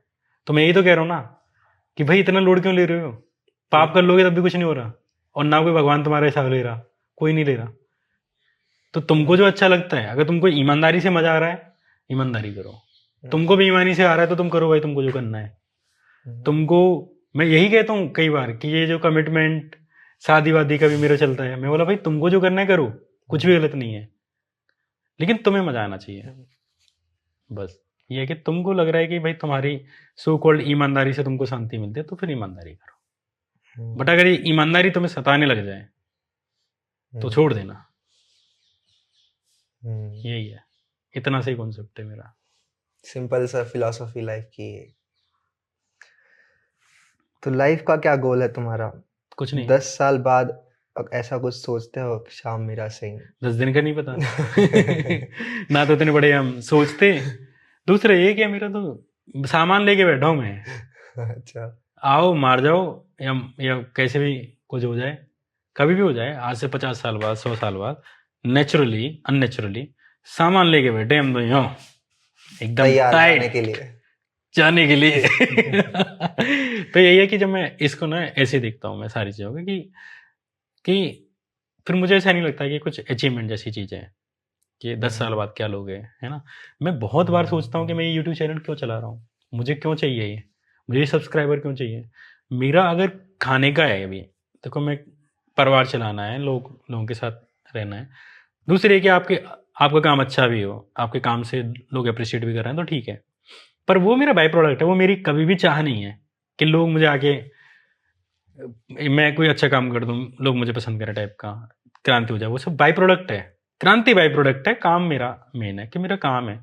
जैसे दर्जी काम करता है तो दर्जी तो कभी नहीं कहता कि मैं बहुत प्राउड से कर रहा हूँ, तो हमें क्यों ऐसे दे रहे हो बिना बात के? हम पे और ऑप्शन क्या है? हमने थोड़ा ना आईआईटी करी है कि भाई आईआईटी में जॉब ले लेंगे, हमारा काम यही है यार। तो अननेसेसरी इसको क्रांति वांति कहना, अननेसेसरी इसको रेवोल्यूशन कहना, इस उद्देश्य से नहीं कर ना रहे तुम। बिल्कुल नहीं, कोई बिल्कुल उद्देश्य नहीं है। तुम्हारा उद्देश्य है ईमानदारी से अपना काम करते रहो, ईमानदारी जो से आया अपना है। काम करना। कोई कार चलाने वाला कार चलाता है, मैं वीडियो बनाने वाला हूँ तो मैं वीडियो बनाता हूँ, मैं अच्छी वीडियो बनाता हूँ, बस ये मुझे पता है। और इसका सेटिस्फैक्शन है तुम्हें। हाँ, मैं मेहनत से बनाता हूँ और मैं कोई भी काम मेहनत से करता हूँ। आज मुझे जैसे एक है ज्योतिष का, एक मतलब है, उनकी तरफ से स्पॉन्सरशिप का आया है ना।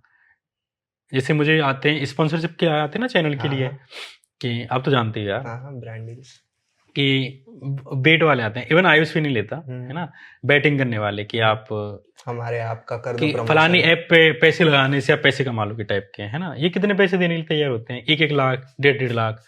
और ये तो जो गेमिंग ऐप होते हैं तो 2-2 लाख देने के लिए तैयार होते हैं ना। मैंने मना कर दिया, मुझे नहीं चाहिए तुम्हारे पैसा। लेकिन ये तो बेटिंग है। एक आया एस्ट्रो वाला, कि आपको एक स्क्रिप्ट देंगे और उसमें बीच में एक लाइन बोलनी है टाइप का, ऐसे इंटीग्रेशन कर लो। मैंने पूछा कौन है? बोले एस्ट्रोलॉजी। मैं बोला एस्ट्रोलॉजी वगैरह मैं प्रमोट नहीं करता। तो देखो इतनी बड़ी बड़ी कंपनियां हैं, ठीक है, इन कंपनियों के पास कितना पैसा है, फिर भी ये एस्ट्रोलॉजी वगैरह को करते हैं, है ना। अंधविश्वास को भी बढ़ावा देते हैं, ये बाबा बागेश्वर को महान बना देंगे, ठीक है, पैसे लेके। अपन का इतना छोटा सा चैनल है, पर हमको नहीं चाहिए ये एस्ट्रोलॉजी का पैसा। ठीक है, तो स्पॉन्सरशिप नहीं लेते तुम या ये सब? नहीं लेता हूँ स्पॉन्सर, दिला मतलब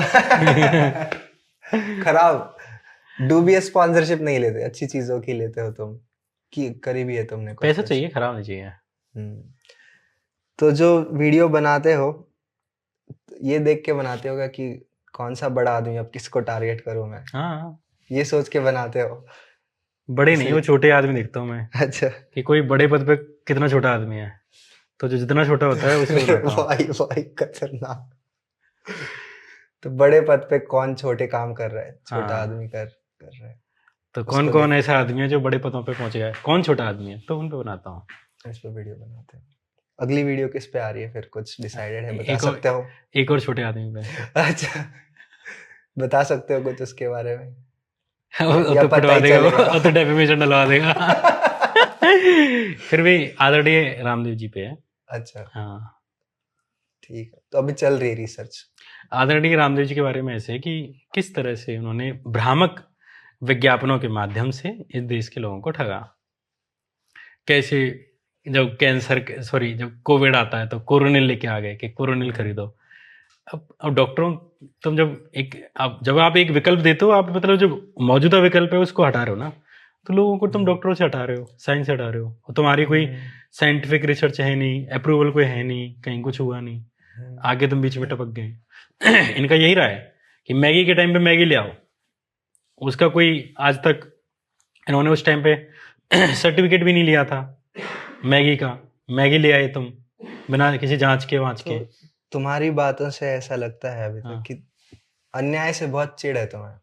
अन्याय, अरे इतना तुम गहरे में नहीं क्योंकि जिस तुम बता रहे कि स्कूल बस में कोई ऐसे कर रहा है तो तुम खड़े हो जाते हैं, या फिर जब ये गुजरात दंगों में न्याय नहीं मिला तो तुम्हारी बातों में दिमाग खराब है, मैं कह रहा हूँ ना, तुम्हारी बातों में वो पैशन दिखाई देता है।